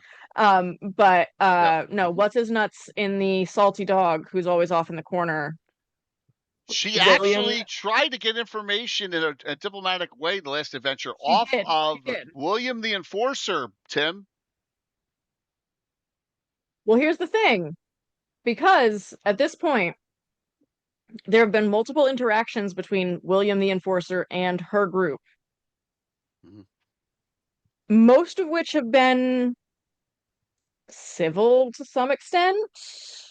But like it's always been like it's always seemed that he has been trying to give them some direction to go, whether they want to follow it or not. So this time, and the last time prior to this, he was like he had sent his goons over to the table to ask her to come over so that they could talk. And so from her spot at the table, she like looked over to him, three like 30, 40 feet away. Yeah, at She's like, most, yeah. are you too good to like just come over here? Like all you have to do is literally talk at a moderate volume and anybody else can hear you. Like, why do you have to send other people here? Like what's your problem, man? And so this time It's she so she awesome. literally walked up to him and said, since you're in the habit of giving unsolicited advice, do you maybe have an opinion on this thing that we've just been informed of? So it's civil-ish. Tim, do you remember that William the Enforcer was in your game and you killed him? Remember? And then Bill Reese, what happened? He was Is William the Enforcer Bill Reese's guy? yes, the one he made after his father. Is that the one in The one that would refuse to change to convert alignment to get raised. yeah, yeah. The So I had to bring that character back after all those years. they were there was a number of It was casualties trolls. and It was trolls against early on, yeah. and the Yeah. and the temple was like when they would go before they raised people, they would do speak with dead and talk to them and kind of ascertain their alignment. And they wouldn't bring him back unless It was neutral evil. they would agree to based on his convert father. to follow, their deity. They would have to convert, or they're not going to waste the time trying to raise him. And he refused. He refused. He's like, nope, nope. And they're like, "We'll I burn in kept him hell." dead. I was like, I have to bring that character back in the future in my game, and so I did. So, yeah. Yeah. Early raises was a great way to indenture and tax your players. Thanks, Mandy. Yes. Because it costs a lot of money. And then they owe a lot of money. And whenever they find great magic, the church gets to pick first. Yep. Or on their can adventures. send them on tasks or whatever. Yeah. Yeah. Absolutely. You owe us big time. So yeah, it works out great. So Amanda, as far as that goes, how about the thoughts on the party in general? Is the party like? One last, yeah. But before you answer that, so in the when she met her dad there in the Ace Tomato Company warehouse, right? I wanted to share with them how vital, how important this all was. He said, "You have the potential." He said this to Aurelia. You have the potential, my daughter, to be the greatest archer since Pete Moss. Yeah. And as much as she tries to play it cool, Yeah. No pressure. There is a bit of ego behind, which can be seen in snippets here and there when she, faces another archer and realizes that they do not have nearly the same skill that she has. Or like in one of the first episodes, after she had run into her sister again and they were both competing to see who got to go down the stairs first, and that hurt when she got down the stairs first and realized I should not have been the first down the stairs. Not because she can't take a hit, because she absolutely can, and actually she was in a better position to take those hits than her sister was, but because she's more effective at dealing damage from further back. Yeah. And so hearing that, you know, she has the potential to be the best archer in a long time. Pete Moss is disgusting. He's Monty Hall, right, Tim? I mean, he's part of that first generation of characters. No, he's just experienced and awesome. He's a legend. I think he Don't degrade him now just because I think he these was upstarts. plus 14 to hit at point blank. So hearing that she has this opportunity to be one of the best archers out there, essentially, she's like, I didn't. It's basically like saying, "Hey, do you want free coffee? Also, the coffee's hot." Like, I was already going to say yes, but like, yes again. Yeah, want free coffee. Yeah, that's good. That's a good one. And having ego is okay, because ego is what pushes people to strive for excellence, as long as it's in check. Yes, which is very much Aurelia's character. She's a very type A, like she wants to get from point A to point B. She wants a clear view of what's going to happen, and if there is no clear view of what's going to happen, she wants to set the expectations for if they see something. She is actively working on herself at every turn. But she won't enjoy it unless she takes her time going from point A to point B and enjoying the ride. She hasn't figured that part out yet.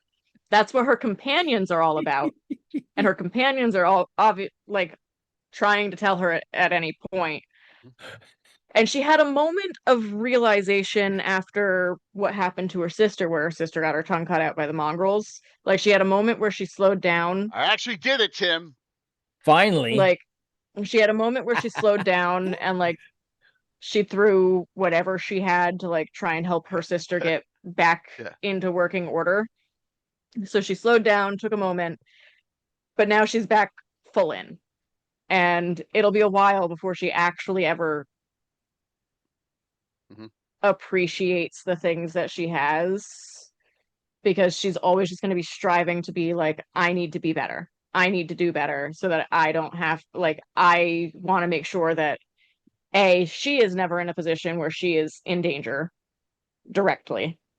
And so far, she hasn't considered herself to be in danger. So consider that, Jay. She has never considered herself to be in danger. Well, that's like Gemma saying before you got on, saying she's not afraid of dying. Well, they're not necessarily afraid. Well, a lot of people I've been on like a merry-go-round when I was an adult, and you're up there and you're like, whoa, man, it's high. And you're like, oh, and I've seen little kids like, hee, looking around. It's just because they're too dumb. They don't know it's dangerous. So sometimes people don't feel like they're in danger just because they don't know better. Well, I would reckon that Aurelia knows better, but she does. I mean, she's 125. Keep that in mind. Yes. Like, she's still young, years, but for an elf, you're a teenager. You're a young teenager. But she has seen a lot. Like, her mother died 50 years ago in a very tragic, like, mind flayer attack, is what Gianna and I had, what Cherry and I had. Yeah, so she got her head, she got her brain eaten. And so she is not uneducated. She put a lot of time into researching what it was that attacked her mother, because her sister disappeared, and she wanted to be able to protect against whatever may come should these creatures show up again. Someday in the future, when she's a super master archer, she needs to build the arrow that will be magic to become an arrow of slaying mind flayers. Right, which you can as an archer class higher up. Right. Which is probably her main goal. Is like, she is. I mean, you can ask Jay at the end of every battle, like, if there are special feathers or whatever, she's collecting parts. She's constantly collecting things to make better arrows, to do cool things. Whether she knows she can actually make them cool things or not yet, she's collecting them just in case the opportunity arises. So, and one of the reasons I wanted to have Tiffany and and Amanda come on was that I wanted to show that, man, they're super excited about the campaign continuing, and this makes me even more excited to DM for them. And that's what I love. I If you mean, can get a bead of that's what I love. force Oh, here he goes. and get Here the he goes. bead of force mounted into an arrow, when that arrow enters like their shoulder, it activates the bead of force and blows their arm off. I hear you, but I am. Jay will listen to you more than me. Here's the Tell thing, him it's your idea. But Aurelia wouldn't know that See, that is without why, more research. That is why we have all these emotes, all these wonderful emotes. I am very big on Tim. what I would know, my character might not. Has she ever seen a bead of force though? No. Exactly. She probably wouldn't. We have not. How about a force ball? Force ball, yeah. Force ball she Gemma has because it. Gemma yes. uses it. So okay, So there's got to be a there's magic thread item there. that has a force ball. I'm just saying. Well, she doesn't know a lot about magic that items. force ball is just an area effect blast. It's not. It doesn't encapsulate. So she doesn't know. Oh my God. She doesn't know a lot about magic items because she has no magic spells. She has very little actual. And her mom died 50 years ago. Yep. Correct.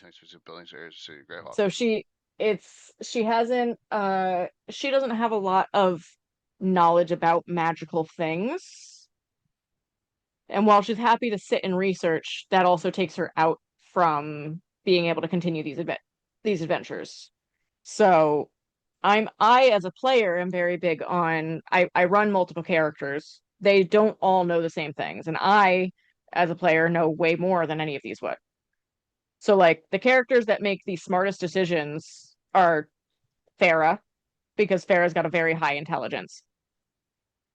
Which, also leads to Farah is the one who gets all the crazy spells and is the one that I did 1,200 pages of research on spells for. Just to figure out what to put in the staff, the seer staff. Yeah. And then I did another 400 pages of research before I picked spells for Helena. Do you know what's going to be awesome? Fang talking to Ravalantar when Ed shows up during the 24-hour stream. Why? Because it's just going to be funny. He's going to be like, let's go to Tickling Feather when this is all done. Yes. I cannot believe the level of detail that Amanda goes to. Can't believe it. She's a very detailed thinker. Mm-hmm. It's called ADHD, hyperfocus, and autism. I appreciate it. No, I appreciate it. I really do. And any questions for? I just love the discussion. It's so cool. And I just saw Greyhawk Bard's question. I'm working on serial Greyhawk. I'm in the research phase yet, so nothing to show yet. It will probably take about 2 years before I have anything real to show. But I'm working on it. Yep. Mm-hmm. All by chance, not by the. See, hey, I'll take that as a count. I know, and I've played different games. When I popped in and I had a quick read of the rules, sometimes I'm so focused on it, I find these little connections really fast that is like a big plus up when I make a character in the game because of because you get so focused on and you retain it, for the rule set or whatever it is you're working on, then it connects. Yeah, I'm looking here and I don't see anything crazy as far as magic items. So Fang's good to go. Good. I'll have to double check though. Maybe someone else. Maybe I want to do someone else. I don't know. Oh my gosh, dude! Time is a ticking, man. Speaking of, did you guys notice the Greyhawk art I have in the background? I saw that. That's great. Well, what about Jimmy Yingling? Yeah. Oh God, he's too low. So where'd you get that from, Amanda? I got that from Concoction. So that is cool. Joey Dosel actually signed it for me. Oh, great! That's awesome. Jimmy Yingling's 5'6". He's close. No, he's not. So that is from, I believe, Greyhawk Gazetteer. Yeah, I have it down the here. art from that one. It's the title image or the one we used on the front, I think, front cover. Isn't 5'6" equivalent of 7 or 8? No, yeah. You got 6'8" and a 7'8" and an 8th level. Well, you said 8th level. 5'6" is close. He's got 38 hit points, Tim. Oh yeah, but he loves bad ideas. His bad. He's got lower wisdom than frickin' Fang. Yeah, he's too low, man. What's his wisdom? 7. All right. He may not go, but he really wants to. That's good. There, I can live with that. Oh my god. He's the No. one who, if I have 2 options, he always picks the worst one. It's what he does. I don't want Pete, but you could play John. John's 7-8. Necromancer Priest of Bacchum. He died quick. He doesn't really care. Yeah. Oh, he's got 34 hit points. No, that's He not. doesn't care. Yeah. He would actually make it through because he would be just coming up as like a regular merchant dude, just walking up in his You know cart. how nasty this is. Well, I wasn't that nasty. No, you know how nasty this adventure is. I don't remember. Okay. All right. So, Amanda, what? You feel free to hang as we talk here and chat. Absolutely. Stuff. So, Anna, here, what direction? Like, what do you want to see your Shieldland thing go? Like, what direction? I want to, geographically, I want to go east. I want to go to Ringland and towards White Plume Mountain for a bit. That's one way I would love to see it take off as a kind of a. That is funny you mentioned that. Mm-hmm. I thought I had this map up. Where is it? Yeah. And the reason is that the characters have their backstory comes from there. So I want to kind of wrap that up, so to speak. That will be wrapping up personally for the characters. If I stay in Shieldlands, then another thing, then what I want to that's one thing. That was like a personal ending for the characters. And if I'm happy, then that's it, so to speak. The characters have solved their life issues and they can settle and stuff, so to speak. So that's one outcome to go there. I'm not going to be that specific because I don't want to ruin it if my players watch this, so to speak. And then another branch that could be in the Shieldlands campaign is that they can join Katarina in the bid to figure out who's going to be Belvor's heir. And Katarina is one of the contenders, maybe. It's a little bit like the US presidential election. Everybody hovers and behaves like they're going to run, and then they haven't decided if they're going to run and whatever. So it's a bit like a combination of political beauty contest and stab your opponent in the back at the same time, kind of. Not literally because it's Furundi, but almost. And so it's kind of so that was something I was thinking. That was one way, or doing part of it, that they will actually take on part of that mission on probing or doing some of the backstabbing or spying around or whatever it is, so to speak, or these delicate missions. It might be gathering information, bringing a bribe, or stuff like that, so to speak. And it will be really tricky because you can't literally go around murdering your opponents because it's for Yundi. So that means that anyone who resorts to that kind of violence will lose the contest. And so it's like it's a political contest more than a actual whatever. But there are some ruthless elements who's trying to ruin the whole thing. And so it's in everybody's interest to find them, so to speak. So it's me trying to get that part of it's the fantasy equivalent of disinformation and trying to stir up trouble and all that stuff, so to speak. So those are two obvious things. Or you can go and simply take on more territory, root out Ayu's presence in the Shieldlands and find him and rat it out. If you just want to run a kind of military campaign and just go on the offensive and want to go from one battle to the other. So look what Anna talks about here. Here's Ringland, Tim. Mm-hmm.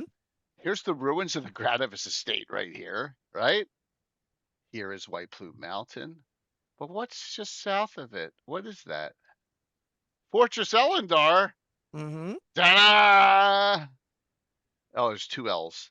We can make that adjustment in the future. Okay, there you go. Yep. Yeah, mm-hmm. Yes, there we go. This is my photocopied from Tim's adventure of all my notes going back 40 years on this. I am ready. Yep. So that's a great area of, and then if you really want to get it, you can come out here and just kill Zeech before he gets powerful. Yep. That would be awesome too, because he One deserves one of the other distractions of getting to Ringland and that area would be to go east along the coast and then do a bridgehead and be part of a landing and then they will do some fighting and stuff do like a bridgehead and take some terrain, and then the carriages will sneak out in the back and go inland while the main action happens at the coast, so to speak. So that will be as a diversion kind of thing. Yes, there's plenty of functioning Seven Wisdom people in the world, but as a PC, that could be a problem. So, there it is. Oh, Yep, there's the cool. map. Yeah. Yes, I got to figure out how to put that on the terrain on the table. I'm working on it still because I'm gonna have a day to do it because I remember I got a double header event. I got the second part of Armed and Dangerous on the Thursday the 9th, and then that'll be the 11th. So I have to that one whole day, the 10th, to build it up. Text I sent you. What's that? You see the text I sent you in the chat? Where? Zoom chat. No, I can't look at it. If I Oh. open it up, it'll crash the stream. Oh, I said John could cast probability travel and travel to the top of the tower. Yeah, that would be you'd be dead and you'd be dead in a round. No, he would bring the whole party. Oh, He's done it before. He can travel the whole group. So he's out. They all show up. I know he's out. No. Oh, Yeah. he'd be He invisible. hadn't said You're it not gonna ahead of be there in time. the It probably morning. could have happened. You're not going to be there early in the morning anyway when that happens. Well, I might be there. Oh my gosh. See, I'll that's let why you when know. I have I'll let things you that know. I want to do that I know technically would work within the rules, Yeah. I don't tell Jay until we're on stream and it's happening. Oh yeah, well, he will give you the benefit of, I gotta appear like I'm being reasonable. But if it's Well, no, me, here's the thing. forget about it. If I know with all technicality, it will work within the rules. Like, it's not like I'm going to be playing. You mean like if you had a wand of enemy detection? Oh my God, we're still on that, Anna, from all those. All right, years ago. I'm leaving right now. This is as much as I can take. No, I actually had to leave early. Yep. Tim, I got thanks, some man. stuff I have to do. That was fun. It's been fun. All right, I'll Yep. see you. It was lovely to see you, Tim. Oh, wait. guys. You need to get in at least one game for Paige ASAP. Can you do that? One event for Paige for next year as ASAP. Okay. Yeah, Okay. I'm going to get one into. Yeah, I'm going to get 3 in. All right. I hope yours is in at a time that I can play in, Anna, because I would love to play in one of your games. Okay. Yep. Mm-hmm. Tim, thanks a lot, man. Awesome. I'll talk to you soon. See ya. See ya. All right. So let's bring this up. Thank you, Amanda. We had a Of player. course. Yeah, that'd be awesome. Yeah, normally like the games like I pick games just as they come up, but as far as events that like I have no say in, I have the dice panels that I run, obviously, which are normally on a Friday night, and then Saturday night I can't do anything because I'm running the auction. Right. But if he does it, I guess they'll do it this year. They didn't do the concoction one. Well, they didn't do it at Concoction. They'll absolutely do it at Page, but Concoction and Page are two completely different events, two completely different fan bases too. That is true. That is true. So Taryn, remember Tea Time with Taryn had her paladin Ella, and I scared the crap out of her on Saturday because she was levitating with her crossbow out, and then this came out of the muck, and she was the only one fighting it. And I'm like, by the way, I said to her, Taryn, just for Ella, you have a good armor class, but this is not an evil creature. By the way, it wasn't a purple worm. It's a mottled worm. Mottled worm, which is in Monster Manual 1. It's a variant of the purple worm. They live in muck. All right. So but I have that miniature.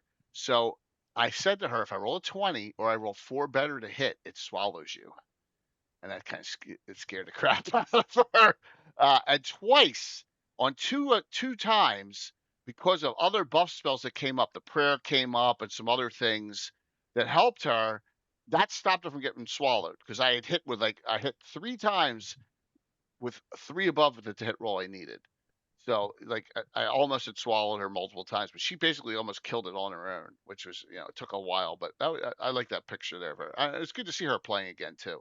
She hadn't played in a while. And I'm trying to convince her to go to GaryCon. She'd be great there as well. But yeah, the model worm that says they live in muck and stuff, and that's perfect for that setting there to bring that out. So, and then if you want to see just the carnage was disgusting. Look, there's all the dead barbarians right everywhere. There's Gom and Elwyn and Voda all around, and the undead, the undead giant. And there's Luke Goatgax. Luke Gogax, yes, Luke Gogax survived being undead, but yeah, absolutely. And then on the other side, I'm waiting for Lord Goat Samba. yes, Lord Kazumba will barely be next. Yes, and then so there and there's the fake Emerson, and there's Talia the Wolfware, and there is Mandy's character, Daniel Von Nieder, and there's Quentin fighting all there. And Quentin almost died multiple times that fight. He got critical. He got crit once where he had to get a repair injury, right? Because he had then he got pierced impaled. lung. Oh my god! Then he got impaled with a weapon that was stuck in him. Yeah, so he kept it until the end of the fight. Yeah, and then he got crit again for triple. Yeah, he got messed up. Yeah, he got messed up. So he barely survived that. But that was fun, and that was all tied into the campaign what we're doing now. Doing the part of it here. So yes, we'll see where we are on Thursday night coming out to the area here. So you guys were like I said we're in this area here where Flat Top is. Right in this area. Mm-hmm. Yep. Basically in the county of Ulick. There's so many places I got to add. Anna and I haven't done a map ad because I know she's busy. You have to put a list and we can update it. Yeah. Will there be the ever mysterious titmouse? Kai, it's very possible. That would be funny. Yeah. Yeah. I didn't swallow her. Critter. I came close, but I didn't. She got really lucky. So but it was a blast. So Amanda, do you have any questions for me or Anna or the audience, or campaign wise, anything going on since we have you here? I do. We're finishing up, yeah. So Anna, yeah, what is your favorite part of running a game? That's a good question. Unfortunately, it must be planning it in some ways. No, it's weirdly enough that because I turned that into my career. So, but that is not running the games. But running the games is the favorite part is when you get going and you can see the players kind of start digesting, and when the players come with their first question, like, why the heck is that way?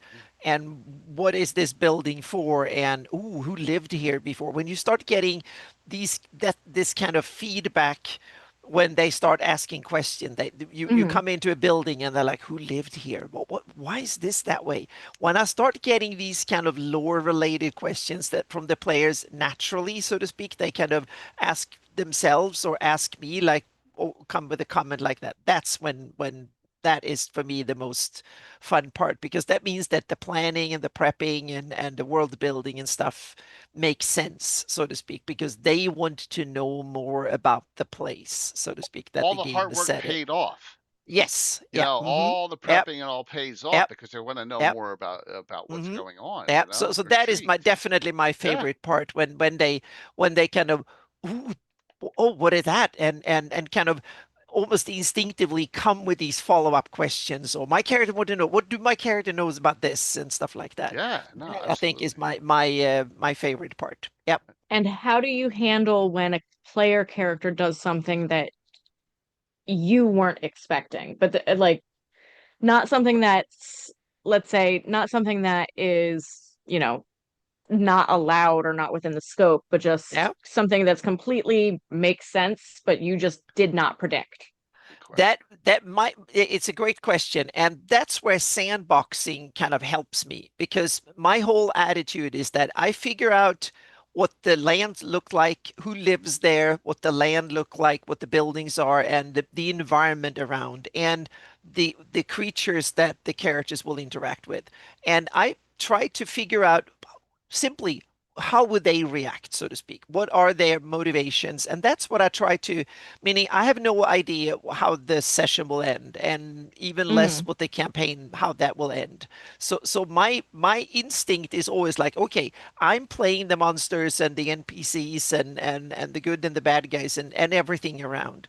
And I simply instinctively, and it depends. A lot of monsters and NPCs and stuff, they will be acting instinctively. What is their gut feeling, so to speak? So then I just go, first mind that comes into my head, that's what they will do. And then you have the other type of enemy and NPC and monster, the ones that are careful, they are planning, they are smart, they think the long game, they're not flying by the seat of their pants. Then you have to kind of come up with a few up. So I usually then I simply try to think, and it's a good sense. And then I try to come up with like, what is the three options? Should you run? Should you fight right away? Should you come with a diversion? Should you try and intimidate? And then I go with the one that seems to be the most that can have the most success, so to speak. And then I just play it out. And that usually happens like 10 times a session. So that is what I train as a DM to be good at coming up with interesting variety of option that the other creatures do. And some of them, and for instance, you can have like different fighting styles. The goblins, they gang up and hit hard and then flee. And then you have hobgoblins, they are group fighters. They do things together and they support each other, and it's about winning the little bit longer game, so to speak. Orcs, they want to show off. They are like Canadian hockey players. They're like, oh, I'm the best in the world, so I can do this cool maneuver. And they will run up, do that maneuver, take all the risk because they are like, look how dangerous situation I can survive. And they want to impress the others. And when they do, then so I try to have different fighting styles and they work differently. Some of them are simply they ignore everybody, including others on their own side, and some works really, really well as a team. And the hobgoblins, they will fight and make sure that all stay as safe as possible and they can reach the goal. And the goblins just swarm like crazy and then flee. When the first blood comes and first one die, then okay, this was not for us, and boom, and they bolt. But they do it together. They are like a flock of birds. They will gang up and fight really successfully, and then one or two dies, and then oh no, now we're out of it. So, and then they might gang up and do it again. So they will come all 50 of them in one go, so to speak, and it can be dangerous. So that is try to think from like a goblins know that they're terrified, but they know that in huge numbers, the chance that I will die is like only a couple of percent. Someone else will probably die. So we all run up and gang up and do a couple of attacks and see blood and all cheer, and then one of us die and we flee and stuff. So I try to do come up with cool stuff like that. So it's like think like the enemy, and that's part of the other part of the fun is to start thinking, okay, what do a dragon think like, or a demon lord, or someone like that, or a bunch of city guards?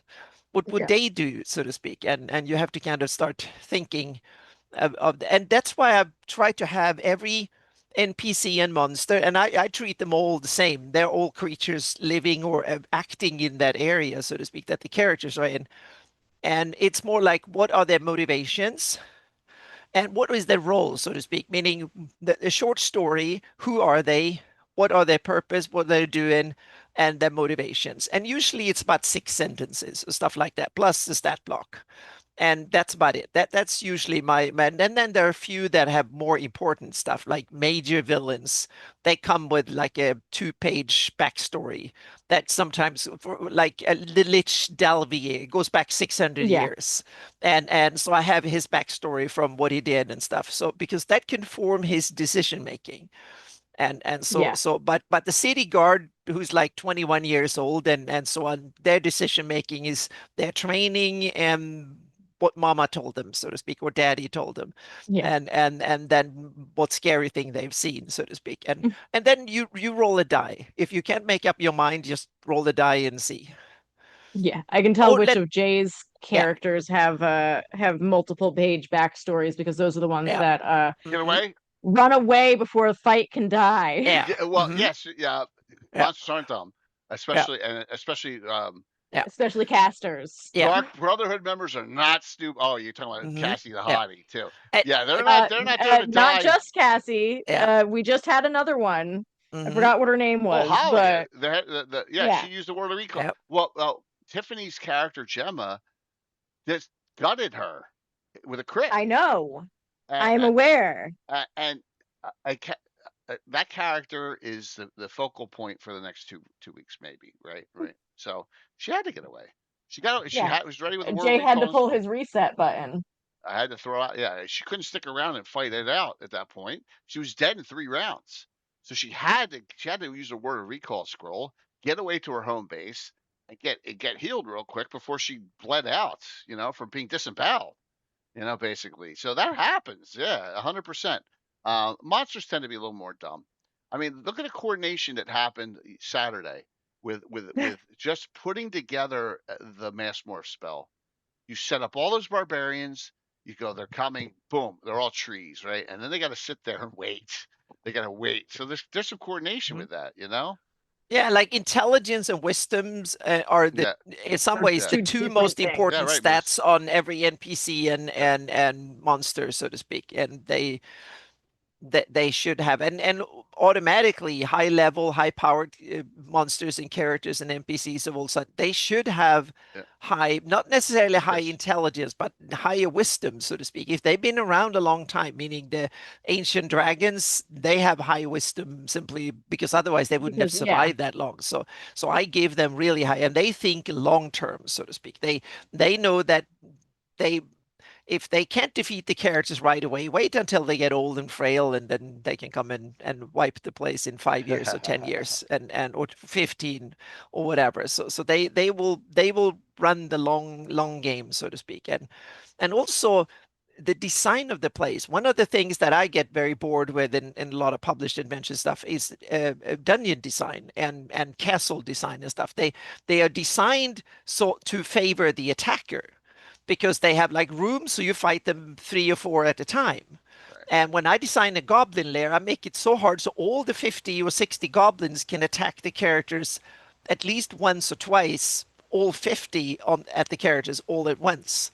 Yeah. So they have to go in there and fight all 50 once, and then maybe even twice. And the first time they might kill 3 or 4, and then the goblins say, okay, it's good, and then they have a second fallback, and then they can fight again, and then they have to fight against 40 because 10 of them are preparing the exit strategy. And if you kill another 5, then they will flee. So here's the thing there, Amanda.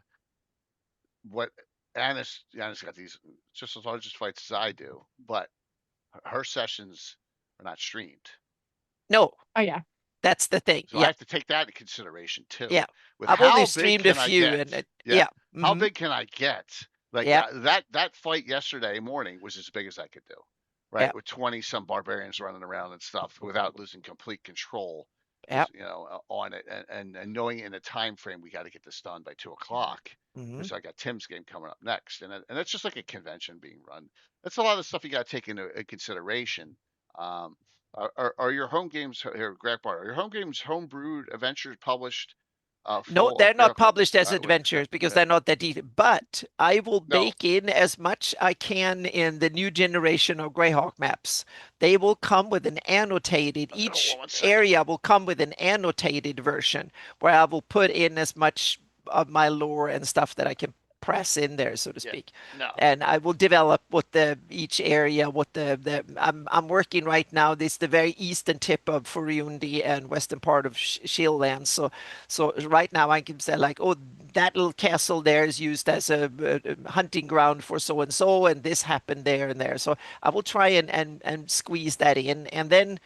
I've written. If you go to my Patreon, there is a bunch of stories and stuff from my latest Shieldlands campaign with like character pre-gens and stuff like that.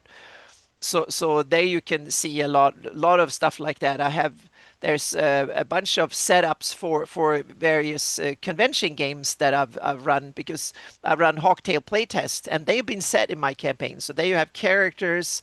There's been pre-gens, a bit of rules, but those rules are old now. Now I have the second alpha set of rules that I'm going to start running at Gamehole Con and then Page and stuff. So yeah. But thank you, Greyhawk Bar. That's awesome. Yeah. So more is coming, because I want to, this time around, I want to put more on my emphasis. The first one was just the my take on putting all the published version stuff. Now I want to make my version of Greyhawk. And there will also be a neutral terrain only version, so you can put whatever you want there. And then there will be my version, so to speak, on top of it. So it's a lot of fun. Yeah. So if you thank you very much for that. If you Yeah. want my two things, I'll show them to you real quick here. Forward. So this is the teaser guide for Altamira, right? I'm never giving WotC anything, because they own it. I keep all rights with anything I do with Troller Games. Accountable Publishing has this on their site, so you can go there and download this, the teaser guide for Altamira. If you want an Cannibal official, Publishing is where I got the poster back here, absolutely, just for chat. And if you want this, go to the Troller Games site. This is the Tarvine Belt. This is the area that Altamira is in. It's on the map. It's only a page, but it has a lot of demographics about Altamira in there, and that is it's set in this world as well as Greyhawk. That way, we may be doing some more stuff there as well. So with some other things coming up. So got a lot going on. Good questions. So Jay, my question for you, as we wind this down, go for it. What is your favorite kind of encounter to run? Wow. Cool. Good one. That's a good question. Either on stream or at conventions or at a home game. So I like throwing something I know that the party's never seen before. Saturday, I knew none of them had ever heard of a mass morph. Dale, that's awesome. TPKs. Yeah. Dale, how many TPKs have you seen me do? No, you don't do many. I do a little bit more. I do more TPKs than you do. Yeah. So I like to throw a wrench out there in something. So that's why you get to see, like, I know the Mongrels would be fun for you guys. Some of the monsters that I throw out, you're like, what the hell? I love throwing out new and exciting things and trying to keep it as fresh as possible. Now eventually, just like my guys, most of the tricks, but you have an advantage because you delve into all these spells and all these obscure spells. You know a lot of them already, right? So I throw a lot of like Flesh Shiver, where all the bones break in your arms and legs and stuff. That's one, or the one that Sinew one that Sinuous Elwyn Horrors, did was awesome. Yeah, and that is a spell that only necromancers in my game get, but the necromancers in my game tend to go with the area effect spells more, whereas Elwyn tends to get more his hands dirty more. So I was so happy to see that. I can't recall last time that spell was cast, but he has it, and that's deadly. If those things are poison, yeah, it's a deadly spell. So Godspeed, Godspeed came from Monty Cook. Godspeed's from one of the Book of Hallowed Might from 3rd edition that I back converted. So no, Godspeed's not.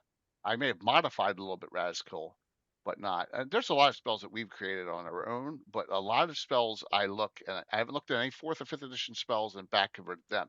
Up to 3rd edition D20 rules, I will back convert them. A ton of 1st and 2nd edition from Forgotten Realms, right? Tons of them. And then a ton from Great Net Spellbook as well. Spellbook too.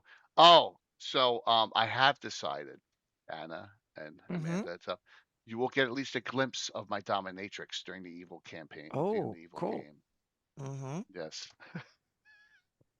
Exciting. Yes. I'm so looking forward to this evil campaign. Even though I've done the least amount of character work so far on creating a character for it, I'm so excited for this evil campaign. Moose, Meteor Storm. Singular session, but we don't. Moose, I don't have any 18th level mages running around. for meteor swarms. We don't do super duper high level. That is just like crazy. That's crazy stuff. 9th level spells. So at Page, I'm sitting next to Amanda's husband's Jared, and he's got Tensor, and I have Jalarzi, and Eric Moan is playing I forget who it is, and the guy the guy who takes over Vecna. What the hell's his name in the Vecna lives? He's got that guy. Halmada, no? Yes. Halmada the Cruel, right, or whatever the hell his name was. Yep. And he time stops. I said to him, watch this. We're all gonna die. He casts time stop. Now I said to the party, I said, get the hell, everyone spread out right before it happened, as I knew it was one of those things coming. Boom, boom, boom, boom, all over the place. We all spread out, and only 2 of us died because you couldn't reach everyone when the time stop spell was on.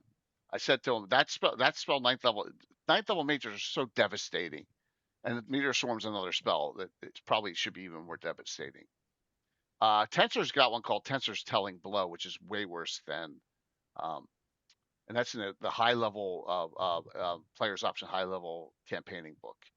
It's like 20 die 8 plus 20, and the range is line of sight. So if he's like, oh look, I can see them 5 miles. I'm on this cliff. Pop! Yeah, Tensor's Telling Blow. Yeah, there's a lot of crazy spells like that. Yeah, but in answering your question, sorry I went long-winded on that. I want to challenge the party with new and exciting different ways. Like when you saw the necromancer had the weapon stuck inside her, right, and she couldn't damage her. that was cool. Yeah, that's another spell. Oh, that was one that we did at a convention, just so that chat knows you didn't miss anything on stream. That was a convention goodie. Necromancers have a spell if they stick a dagger or knife in them, they take a point of damage every other round from it, and the original weapon damage they first stick it in. That healing is only by natural means. Bladed weapons and missile weapons that aren't blunt do no damage to them while that weapon's in them. That session hurt Farah as a character just because she missed so horribly. Yeah. The first time she had ever missed with her, because she has resistance, she has a reduction resistance. Yeah. And so she was casting a level. She was using her once per day, cast at a higher level. She was casting at 4 levels higher. Yep. She was casting at 11th level. Yeah. She needed to roll it was like 22 or higher. Yeah. On her percentile. Yeah. And I rolled 21. Yeah. So I missed my giant spell against the undead the Dracolich. Is that what it was? The Dracolich, yeah. Oh. Yeah. As a character and a necromancer, yeah. Farah was mortified. I know. See, and that's the thing, and that expanded that fight by multiple rounds because of that. Oh yeah. And that's what happens in the game. Someone will do something that'll because she ended up getting paralyzed, and so she couldn't do anything for another 3 rounds. Right. Absolutely. And that's another thing. Gemma disemboweling the Halia, that basically ended the fight. Right. So she's like, I'm getting the hell out of here. And she left the toady guy there to his whim. So, that was it. She had to get the hell out. Yeah, Aurelia took care of that. Yeah. So any questions from the audience before we call this as we're past time? It's good. We're having some fun. And I really thank Tiffany for coming on too, and Amanda and Tim also. This has been a blast discussion. Wanted to talk campaigning because we got a lot coming up. Just what's going on and get the feel out there. We overlapped, Michael. I was here for a little bit and was chatting with him. Oh, there you go. Yes, Tim had to get up super early for work tomorrow. So shout out our newest sponsor there. We got a lot. If you're also just coming in now, Michael, you missed that my daughter picked up a new hobby, which is mini painting. Yes. So fantastic. The future of our hobby is secured. Mm-hmm. I have an entire box of Bone 6 that has not even been opened yet. I mean, you have to get Bill to work harder. Yeah. Bill's been on a crafting hiatus for a long time, so I've been pushing him. It's all good. So, all right. Doesn't look like we have any other questions out there. Sweet. I will buy stock in minis now. That's funny, Michael. That's really funny. Yeah, I'm gonna get Cherry to print a bunch of big ugly monsters for my daughter to paint to keep her occupied that's over the the good summer. thing. Like get a froggy myth. Have her paint one of those. Well, that's the thing is like as I said, I sent her in and I told her to pick whatever mini she wanted, and she specifically went and picked this ugly frog monster, Yeah. which was I think it was called a Banderhop. And she said she wanted to she specifically wanted to make him an ugly monster. Like she wasn't trying to make him look pretty or anything. Right. And when explaining him to my husband, she said that he's got a little bit of red on his teeth and nails because he ate a rabbit and a couple of humans, and he's hungry and waiting for another group of adventurers. That's awesome. That's great. Next generation. That's really cool. I'm so happy to hear that. Alrighty, so ugly frog monsters equals beautiful in the frog god's eyes. Yes, that's the Sakatha figure. That'll be used again in the future. You know that, Michael. So, oh, good, a summer camp activity for small campers, mini painting. Yeah, well, there you go. Absolutely, 100%. Well, I will say we're lucky enough that we have plenty of paints to go around. Yeah, that's we all. we have such a selection to choose from. What's your favorite brand you got, by the way? I mean, so as far as paints go, we pretty much have we have Vallejo and we have Oh, the okay. Citadel. Okay. Well, Vallejo's I mean, we have the entirety of the Vallejo model air and fantasy sets. So we've got some like 300 Vallejo Oh my colors. gosh. Oh, you're set. Yeah. Yeah, no, my husband's got an airbrush. And then we have the Citadel pots. Citadel paints I really don't like all that much, if I'm being real. We have some army painter paints. I do actually want to pick up, so at Concoction when I painted Farah, Yep. I did Farah completely with the Too Thin Coats. So Too Thin Coats was the brand of the paints that was I know them. Yeah, they're a newer one, and they dry real fast. They lay down really well. They're very nice paints. They're not quite commercially available. You can buy them at like certain stores here and there. I think they're getting ready to expand to be available online.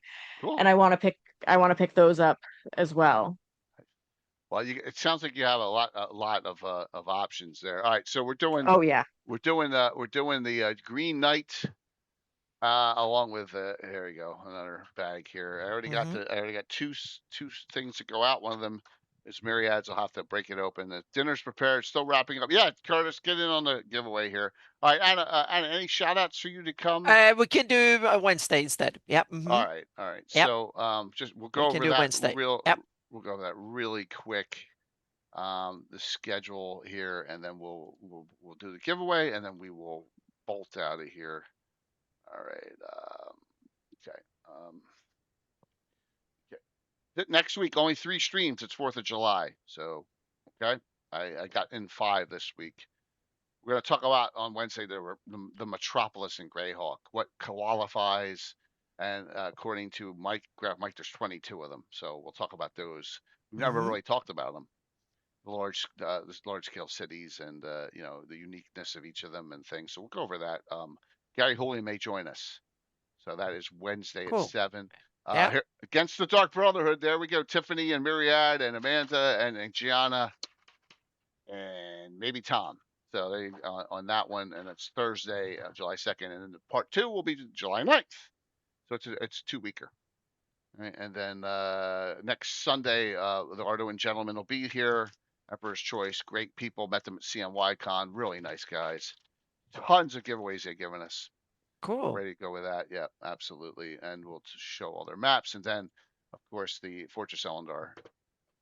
We got Tiffany and Myriad and Amanda and Tim and Jeff and Curtis and Brett and Ed. Ed later on. Ed will be around 6 p.m. when he gets home from work. We'll still be going, trust me. Yeah, it'll be a long day. All right. Let's see who wins the giveaway. And then we'll raid into Mandy, who will probably raid into Marquis when they're done. So. Uh-oh, Curtis is laughing. I missed that. Who's this Gary character? You told me you were combing your hair. That's some weird science, Anna. That's us being goofy. That's us being goofy. Here we go. Tonight's winner for the dice, Razkill.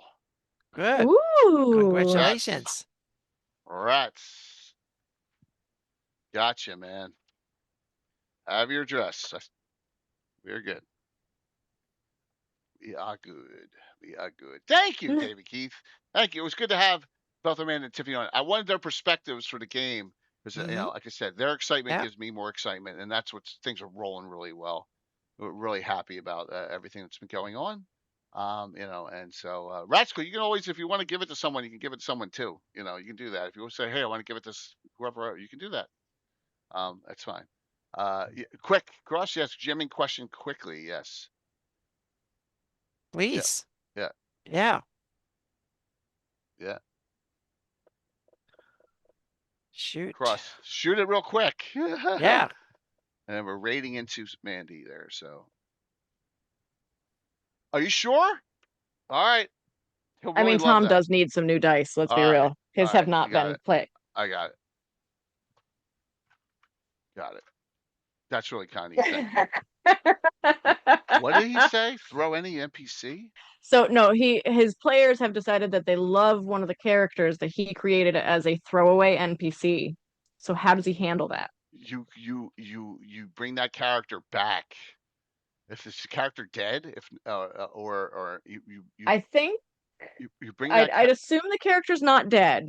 You bring that character back. But he wanted the character to be gone already, I think. Right. Well, you tweak the character and you bring the character back as either a nuisance or an ally or a double crosser.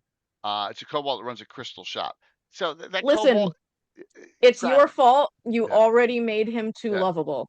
From that description alone. Yeah. You did this to yourself. Yeah. And that's one of the interesting things is that meaning some of the NPCs that I never even bothered doing more than just give them a name or one sentence or even less, they become major NPCs because the players something clicked and it happened and whatever. So just be prepared, and that's where the craft of being a DM or the art, you just run with it, and that's the. It's easy though. You make him have a real quirk, like he's a drug addict or something, and he's whatever. And he has to sell his. You can do anything, or you make it that he's a kleptomaniac, or you make it that you can have all sorts of funds with it, or he has a lot of information. You can build on it. And that's good luck if the players want you to if they want to keep interacting with an NPC for some reason. That's a win. So just hold on to it, run with it. Absolutely. Don't throw that character away. I'm not sure if you're familiar with Dimension 20 from Dropout. They mostly play 5e content, but there are multiple campaigns where they've had a character that Brennan Lee Mulligan, the DM, intended to be a one-time use throwaway character that he unfortunately made just a little too lovable. And the characters grasped hold with whatever they could and dragged him along with them on whatever quests. Like, I mean, they used healing spells, healing potions, revivifies to keep this 5 hit point loser character alive. And multiple times. The opposite is also true as a DM. Don't fall in love with your own NPCs too much, because some of them the characters will kill off quickly. It doesn't have to show up every adventure. Exactly. Don't worry about it, because you have infinite amount. It's just a matter of having many, so to speak. And in the end, you have the ultimate control. You can, he runs a crystal shop. Maybe maybe something happens to his crystal shop and he has to close up shop for a little bit, and then he shows up again and 6 episodes later. Cross, there you have something cool. When your players envision cool things, that's when they help you run the game. That's awesome. Just have fun with it. That's it. But like I said, you're not forced to use them every adventure. Maybe you can 2 or 3 adventures down the road, they run into him again. I have a ton of those characters in my campaign. Ton of them, all over the place. So and you maybe see them every year when the Joust comes out, or that's a great question. At the Salty Dog, like the William the Enforcer. He's just been hanging. There's a ton. He's kind of just a throwaway NPC. Exactly. Nuisance for the most part, everybody just hates. And Aurelia is starting to be like, wait a second, maybe I can get information from him That's because it. he's See, still here. 100%. And he's here for a reason. He is 100. You got it. You nailed it. So hopefully that answers it.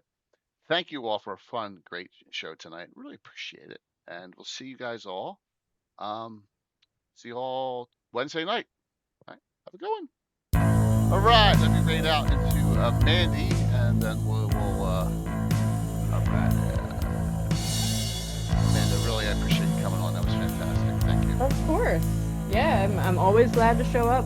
Yeah, it was great having you as always. Yeah. It's fun to be able to participate in these kinds of discussions because normally I get these, post game. And so I don't always get to have them, with Tim or Anna, who are, fonts of information. So it's great to be able to participate. Here we go. 5, 4, 3, 2, 1. See you in a couple nights. Enjoy Mandy.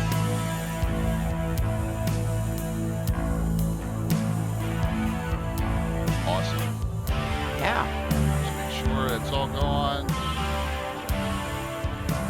Yep, we rated in with 68.